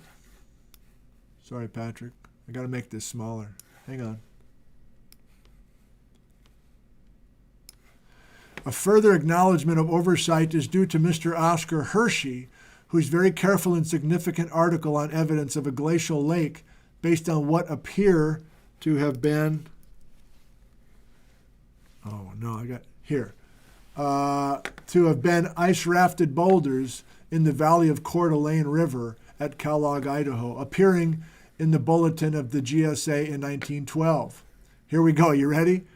Careful studies of this character are much needed in this region, as the progress of science may be impeded by hasty car window and short visit observations by eminent geologists. That's a sick burn. Who's he talking about? He's basically saying we need careful studies of this area, like that guy Hershey. We need that, as the progress of science may be impeded by hasty car window and short visit observations by eminent geologists. Am I reading that wrong? I'm reading that as he's pissed. One such observer, who some years ago stated that certainly no glacier extended so far south of Spokane, has made local observers afraid to believe their eyes. Even if Thomas is eventually wrong about this, I love that he's kind of feisty here. Dr. Leverett has done a service to students of glaciation in this region by careful attention to the possibility of older glaciation modifying the more evident later drift. Without such caution from such a source, the writer at least would have passed the exposure in the brickyard by as a mixture of till and Palouse soil compacted by the weight of later ice. What is most puzzling, however, is that Dr. Leverett failed to attach any importance to the erratic boulders of quartzite, granite, and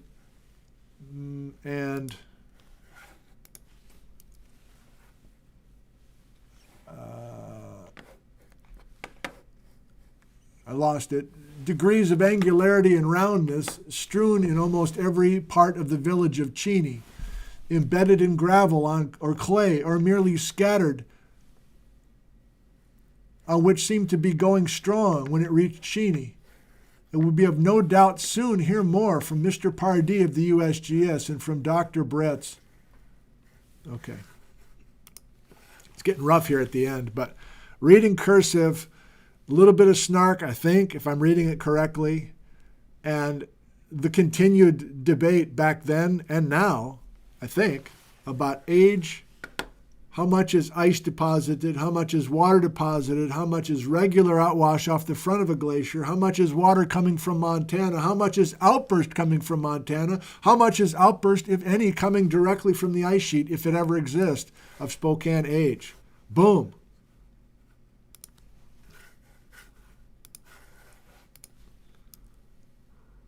I'm losing people. We're down to 963. What football started, or this is just too much in the weeds now? I don't care, baby. We're going to continue. Here's Bretz writing Thomas Large in December of 1922. I'll skip the first paragraph. My dear Mr. Large, my paper is complete, fills 50 pages of typescript, and will make its bow within a few weeks now. I do not know how soon it will get into print, but if there is any notable delay, you are anxious, I will send you a carbon copy for your perusal. And so, in the that's the letter to the Mansfield High School teacher. Skip it. And so, in Large's collection, I have to thank the Eugene team again, Jody and the team.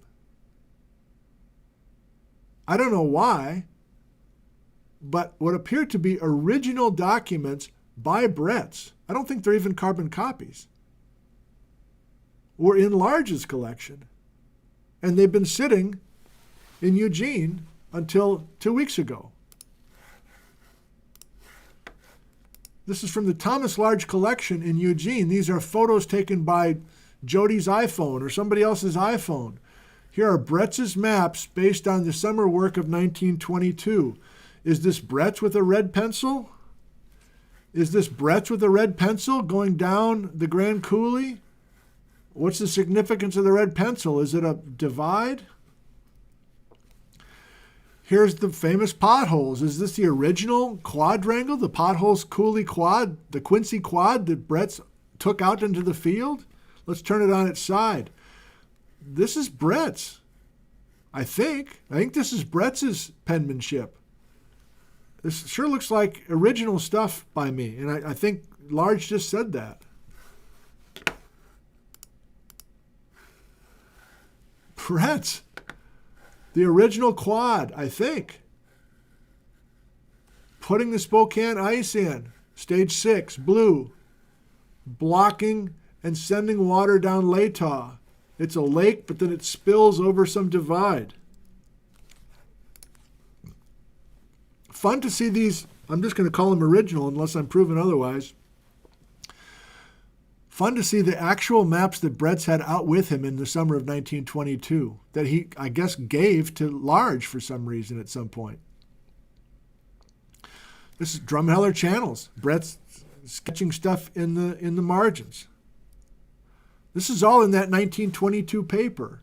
How could he possibly write this 1922 paper with such detail in just 4 weeks of notes, 4 weeks of field notes?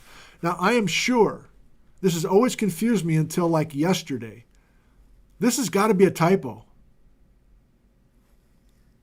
This is the famous 1923A paper, the first one on this Scablands story, published here. But I'm like, what? This has got to say 22. He presented it orally at the GSA meeting, I think it was Detroit, in late December of 1922. That must have pissed him off that it was printed with a typo. It has to be a typo. Because here's the original, and it says 22. Somebody typed it. Everybody's butchering this guy's name. No period. It's not an A, it's an E. See? Well, we're finally in the first paper by Bretz. I'm just grabbing a few things, and then we'll come to you. I know this is running long. I'm competing with Iceland, probably. I'm competing with NFL football at this point. I'm competing with your own patience also. I have 965 watching live. I'll do this quickly. Get your questions ready, please. 5 minutes or less. Observers for years have been noting the existence of granite boulders scattered over the basaltic plain of Washington, far beyond the limits reached by the Wisconsin ice. And he gives some 4 categories of those granite boulders. Were they derived from knobs of granite underneath the basalt, brought in by icebergs, glaciers brought them down, or the bergs carried in great streams born of one of these earlier ice sheets.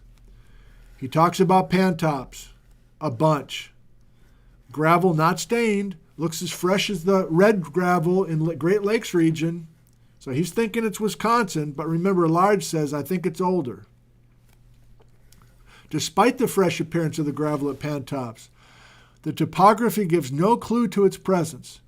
From what can be seen now, it's difficult to determine whether the Pantops gravel is a Kami deposit or a remnant of a valley terrain or outwash plain. It blends into the lower slopes of Moran Peak. I'm just giving you snippets from the first of two Bretz papers that we are finally to very late in today's episode. Look at all these references. We know all these references, except Leighton. We know all these references. This is his first crack at a map. Spokane ice over Spokane, Wisconsin ice, or stage 2 red ice over the Withrow, over the Waterville Plateau. And he's got the Scabland channels coming directly from the ice. This is after 1 month of field work. I can't believe it. Mostly Large's story of water coming down Pine Creek being blocked by the Spokane ice sheet. This is all from the first Bretz paper. I assume a grad student's like, hey, Bretz, can I take some photos? He says, yeah, if you give them to me for my paper. He's over at the potholes. Is this his first time at the potholes? I doubt it. How many times has he ridden the Great Northern back to the Midwest for the holidays? He's got photos. I don't think Bretz is taking them, but I'm imagining a grad student taking them. Camera boy. There's significantly older moraine on top of Steamboat Rock. No, is that true? I don't know if that's true. Wait, what does he say? Steamboat Rock, the talus is post-Wisconsin. Yeah, okay. This is all a precursor of what's Moses Cooley. This is Jerome Lessman and Joel Gombiner's scene.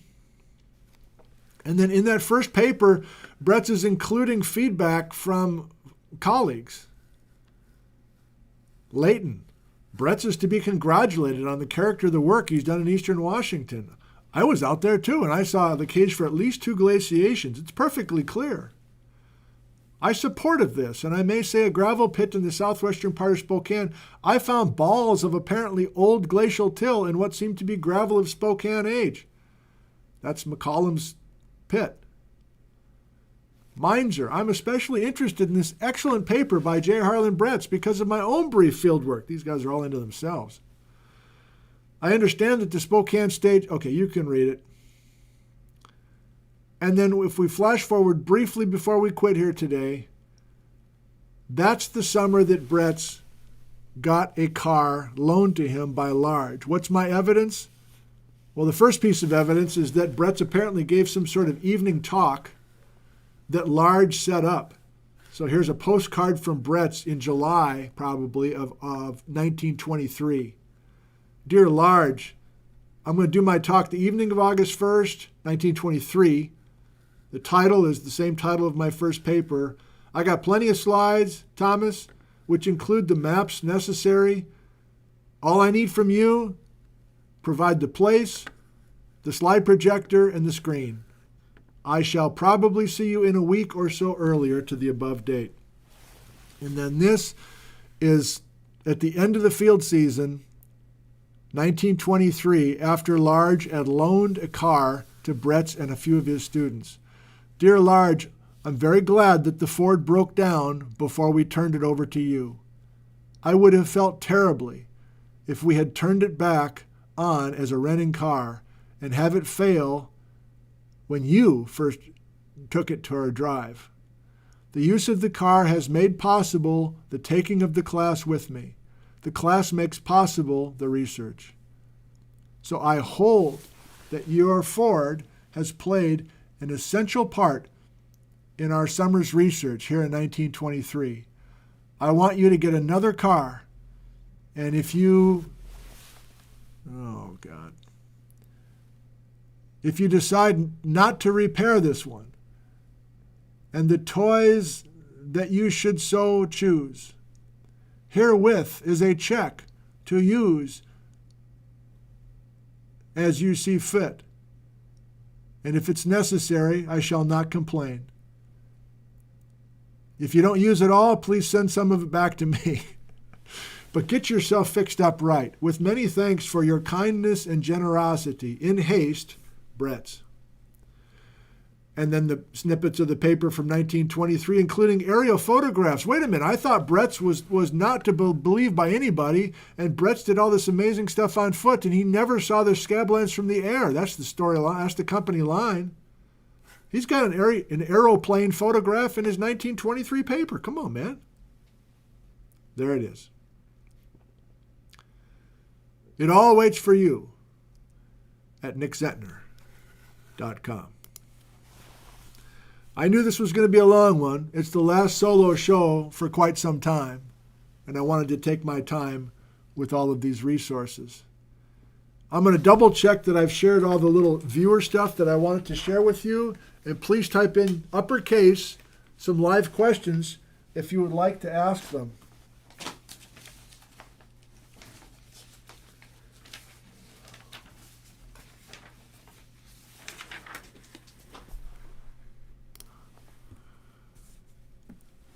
You've got Sharon's newspaper clippings?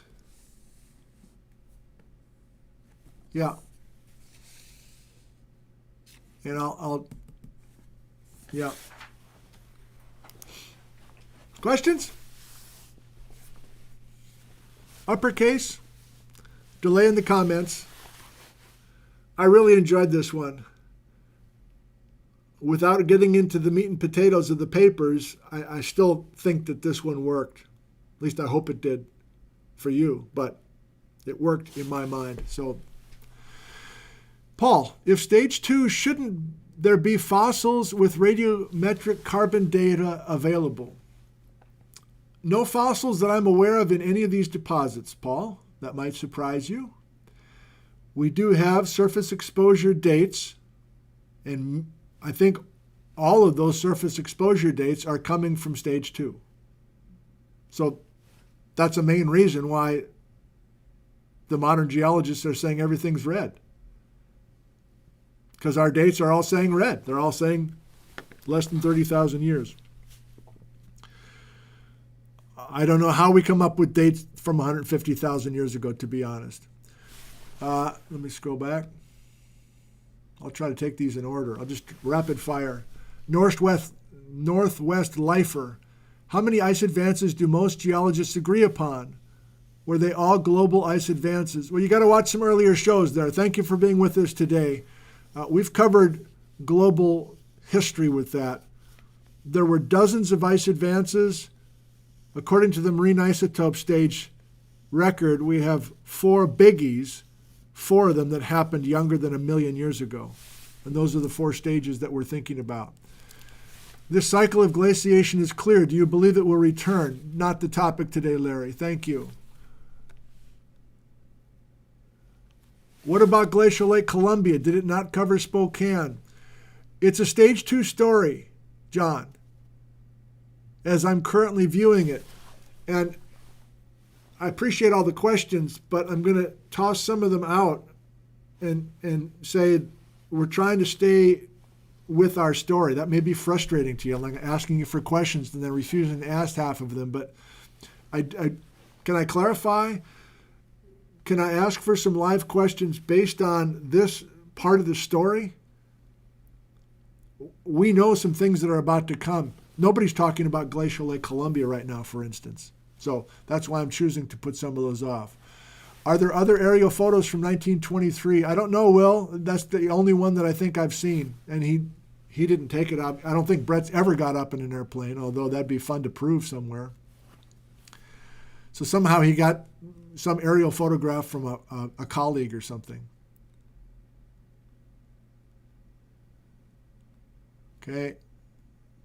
Younger Dryas. Come on, man.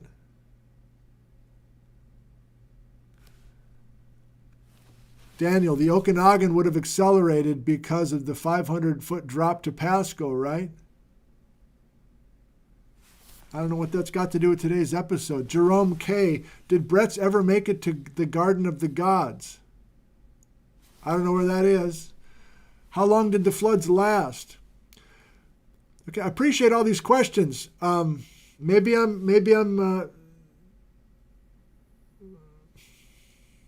should just answer all these questions regardless if they have. I want to stick to today's topic. I guess I'm just going to be a little bit more. I'm going to be a little bit more picky, I guess. Edward from Yakima, thank you. Can anybody find any of Bretz's lantern slides from his talks? Have they survived? Vic Baker's probably the best to answer that question, although Brian McDonald maybe. That'd be fun. I don't know. Yes, the basketball signed by John Stockton. He was a viewer. A thrill for me, John Stockton, who lives in Spokane even today, a former NBA point guard superstar, was watching some of the broadcasts during the pandemic and sent that basketball to me and a nice card. That was a highlight of my life. Shanks Mare means feet and legs. Thank you, John. How many times was there a Spokane ice sheet? Well, Renee, in the way we're talking about this and the way we're reading the papers, the label Spokane ice sheet means one ice sheet that was big and was older than red. And we're saying blue. We're assuming that it's, and that's an interesting point. Thank you, Renee.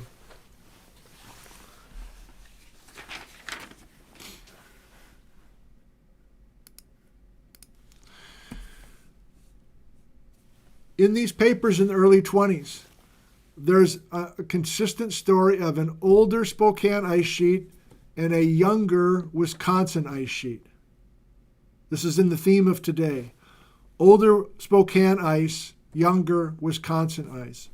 Bigger ice was Spokane, smaller ice was Wisconsin.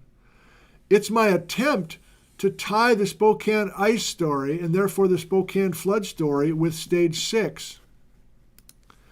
But in our next episode, which I think I'm just going to entitle Luss, ? Because I got a bunch of questions about the Luss, which is south of Spokane. And we're going to hear from Mark Sweeney, who's a Luss expert. But I'll give you a sneak peek right now.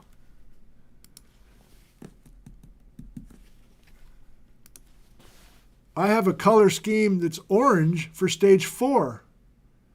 And according to Joel Gombiner and the marine isotope stage record, stage 4 was not a mega glaciation time.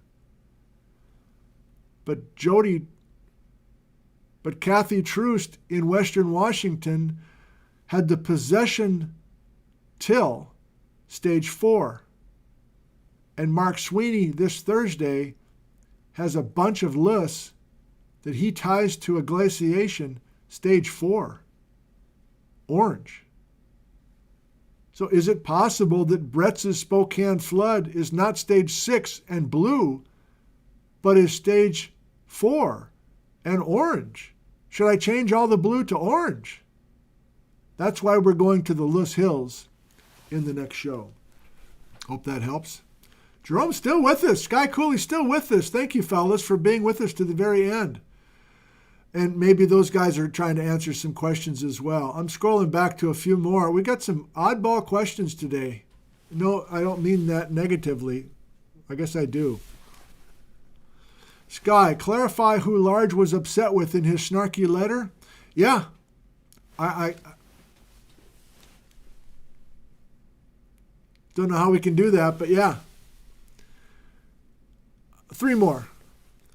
Are there Lake Spokane diagrams? Thank you, Will. That would be helpful. I'm real fuzzy on the lakes. Lake Spokane, Glacial Lake Columbia, Latah Lake. Then, of course, we're getting into lakes from the Miocene lakes, like back at the time of the basalts. Of course, that's confusing. But I don't have probably the time to figure that all out in the Spokane area in the next few days. In fact, I'm sure I don't. I'm going to get ready for the next show, plus do all this other stuff I'm doing. No, I'm not complaining. But I don't know, this spring, I'll sit down, start putting some of this stuff together from the Spokane area. I'm going down to live. I'm going to look for 2 more questions. Eric, could the erosion we are looking at be different ice story from the same time period, if massive seasonal thaws and floods? Thank you, Eric. Can we have different generations of ice and different generations of floods, all from the red time? I think that's where many, maybe most geologists are currently, including Jerome, perhaps, and Jim O'Connor. I mean, many. Yeah, we have a sequence of floods. We have a sequence of maybe even advances and retreats of ice, but can't we just telescope it all down or shrink it all down to red time? And that's one of our big open questions. The relationships and apparently the time necessary between Bretz's and Large's Spokane story versus their Wisconsin story is such a strong case for hundreds of thousands of years, tens of thousands of years between Spokane and Wisconsin, between blue and red. And that's really why I'm asking what the hell happened to the Spokane ice sheet? Because that story's been removed and everything has been brought down to a few thousand years in red time. And maybe we'll end up there too, once we get to the end of the alphabet. Zoltan in Hungary. Could the glaciers ending in glacial lakes cause missing moraines? It's a fundamental question, Zoltan. Were there big moraines at the southern edge of these ice sheets, regardless of vintage? And was the Ice Age flooding so pronounced that it just wiped out most of the moraines if they were ever there? Or is this such a leaky ice story with the Cordilleran ice sheet that you never really do form moraines? Or the moraines are just, they don't stand a chance. You just can't make a classic moraine because there's so much water. And then you say, well, why is there so much water with the Cordilleran ice sheet versus the Laurentide ice sheet back in the Midwest? And maybe I'm just thinking off the top of my head.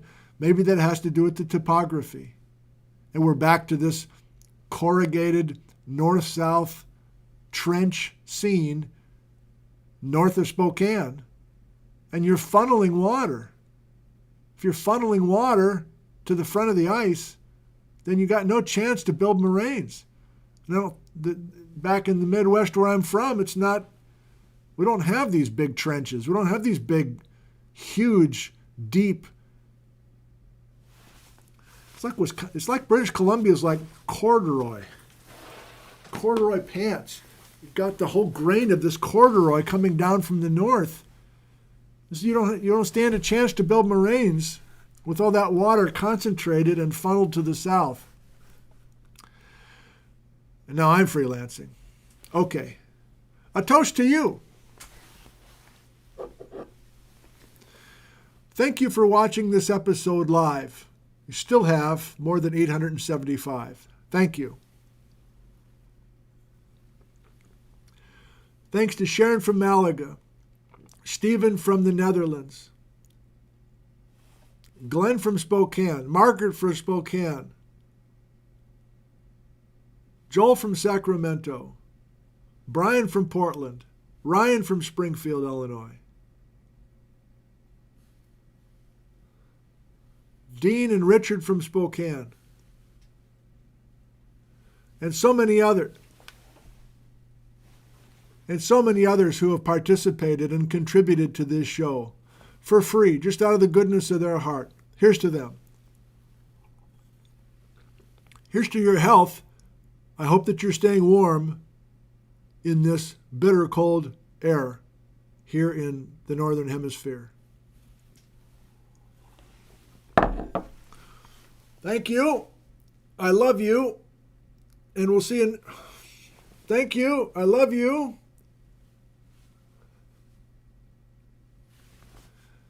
And we'll see you on Thursday for the next installment, where we investigate Lus and Bretz's field season of 1924.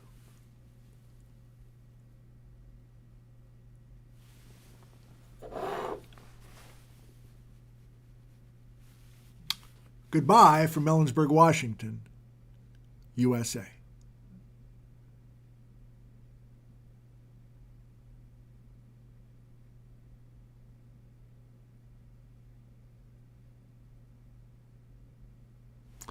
Okay, Glenn, I want to show your work in Google Earth. So let's get rid of the slides. I'm going to get rid of Google Maps.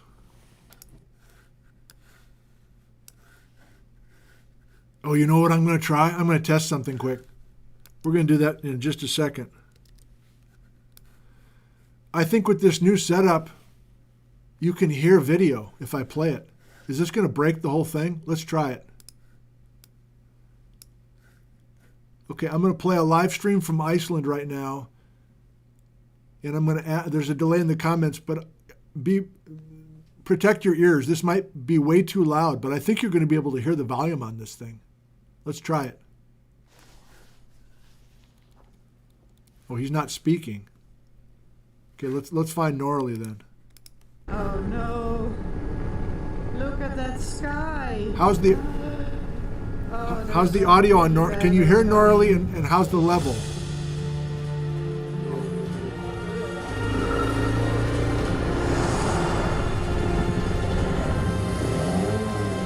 Delay in the comments. Can you hear this?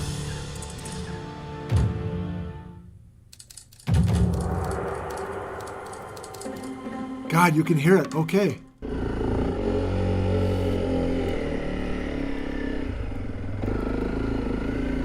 Okay, one more thing. I'm going to, a little echo. Okay, really? Why? Oliver! Good morning, Internet. It is about Okay, now I just turned the volume way down. I just muted the audio. Welcome back to the channel. Is the audio, is Norley muted now? Eboji. I promise we're going to Glenn. Oh, there's a little echo. I got to work on that. Salut! Sharon says there's no I echo. stayed the night here. Are you muted right in the now? last video, With Norley? So I Norley muted? postponed my plan to go to Yaoundé for today. God, this delay is significant. So now it's a little less far. It's still a long day because I still Not have muted, okay. 385 kilometers to go to Yaoundé. Okay, thanks. I'll practice with that. That continues to impress.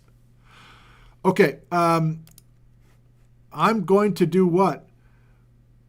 Oh, frick, man! I'm gonna open an email from Glenn and add that Google Earth file.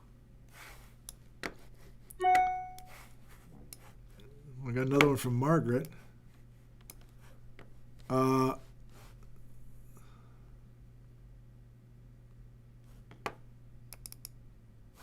Thomas Large locations.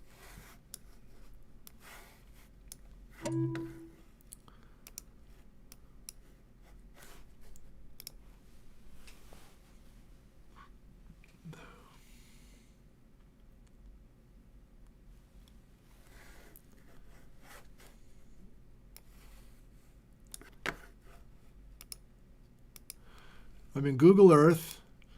Daddy's proud of himself at the moment.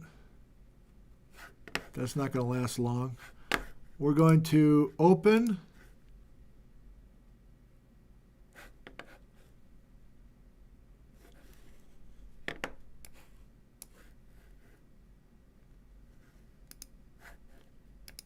we're going to add this new Google Earth file that Glenn put together. Jesus, Glenn, what are you doing here? Oh, wow. Okay. I'm going to get this up out of the temporary. All right, Glenn, what the hell's going on here? What?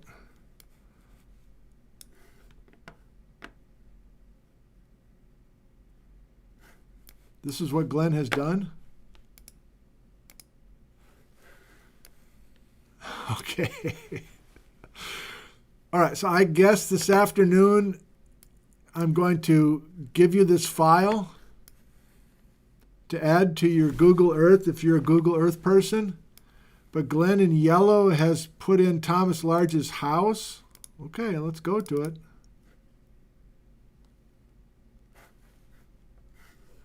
Wait. Place names related to Thomas Large geology in the Spokane region. And then that's a cute little icon there, Glenn. I have to do Street View to see it.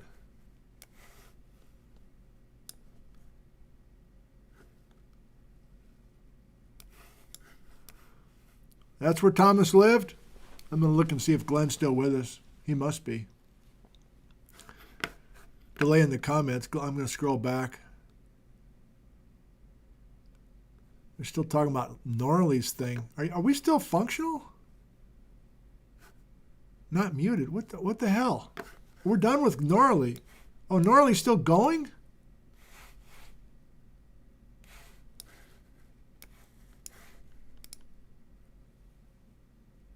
Oh, shit. Okay. Hold on. We'll just close it. Oh, fuck.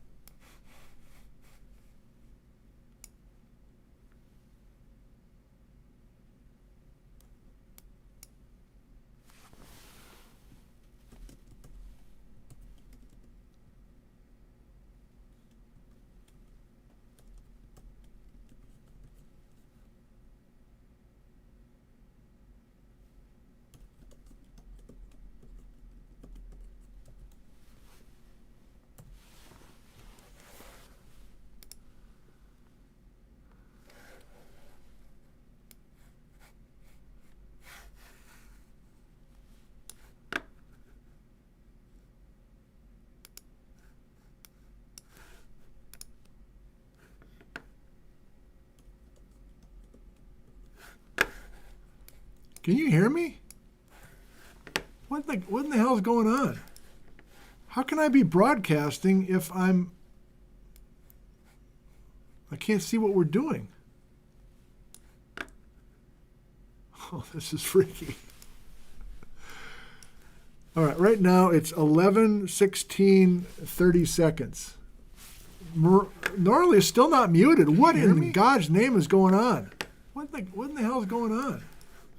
How can I be broadcasting if I can't see what we're doing? Well, this is a learning opportunity. I got no idea what's going on at the moment. Let me just. How many we still have 600? Okay, so as usual, an accident or a flub up is going to be a learning opportunity for me.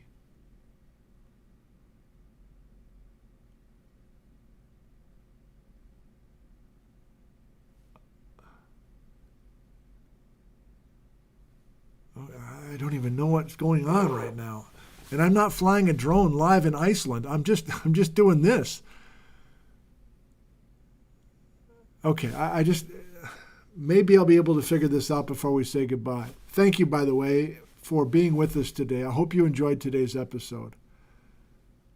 I assume I'm still talking to you. The delay is not helpful. I'm looking, so this is just text now. This is testing, I guess. I'm looking into OBS. I can see OBS is still streaming. And I am able to figure this out before we say goodbye. Thank you, by the way, for being with us today. The I hope you iPad enjoyed is still today's episode. I can see what's going on. Why can't I assume see? I'm I'm still talking to you. The delay is not helpful. I'm looking, so this is just text now. This is Okay, I just have to testing. ask. I'm looking into OBS. I can see. Why is this? What can I ask to clear this up? Am I 5x5 right now like normal? 5x5 normal right now. Let's start with that. If you feel like sticking around and helping me out. 5x5 normal, no gnarly, nothing weird. Just I'm looking at you right now. I'm doing another heart thing, even though I have struggle with the heart stuff.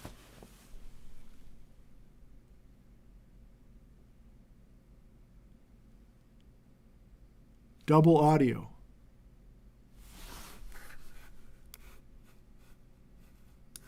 Okay, I'm going to close Chrome again. I'm going to shut down Chrome again.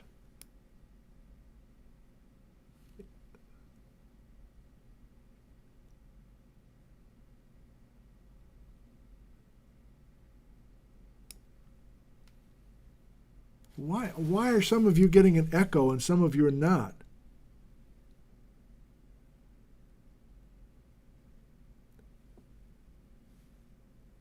I'm fine. I don't hear a double echo. No echo now. Not double now. That's because I closed. Well, this is new. This is the new setup. And if I'm showing, so we got into this double echo thing or this double audio thing because I was playing normally, right? But I thought I killed the live stream because I totally quit Chrome.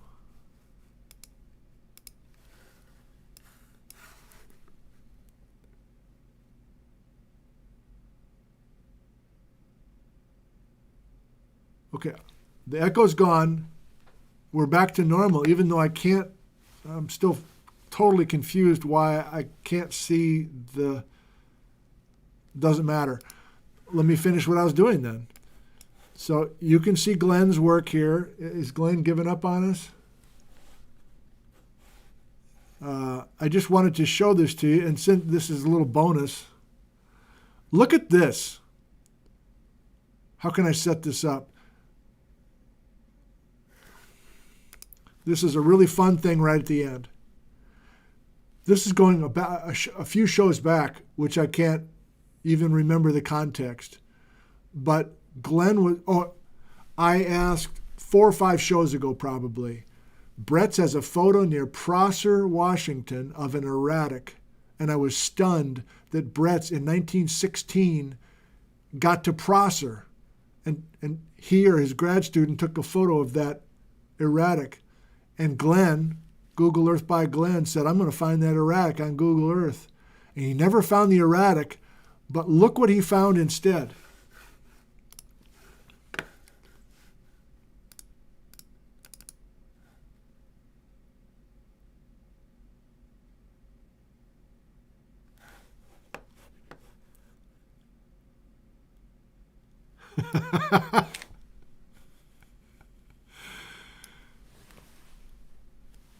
So Glenn is like, I can't find the erratic where I think it should be at Prosser, but the car that had the Google Earth camera on it happened to be driving right next to somebody in Prosser driving an old-time car. And Glenn's like, what in the hell is this the ghost of Bretz? What are the odds that we're going to see a car like this on a Google Earth drive at the corner of Hinterzing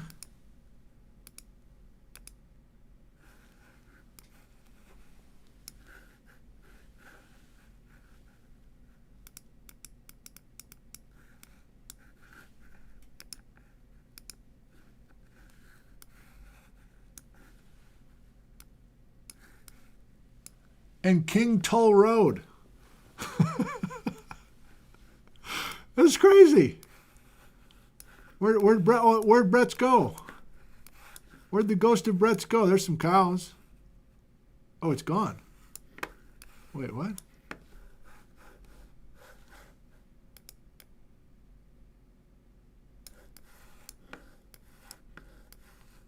Where'd it go?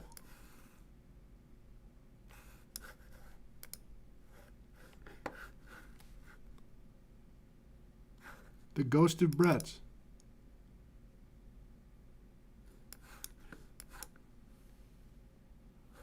It's gone.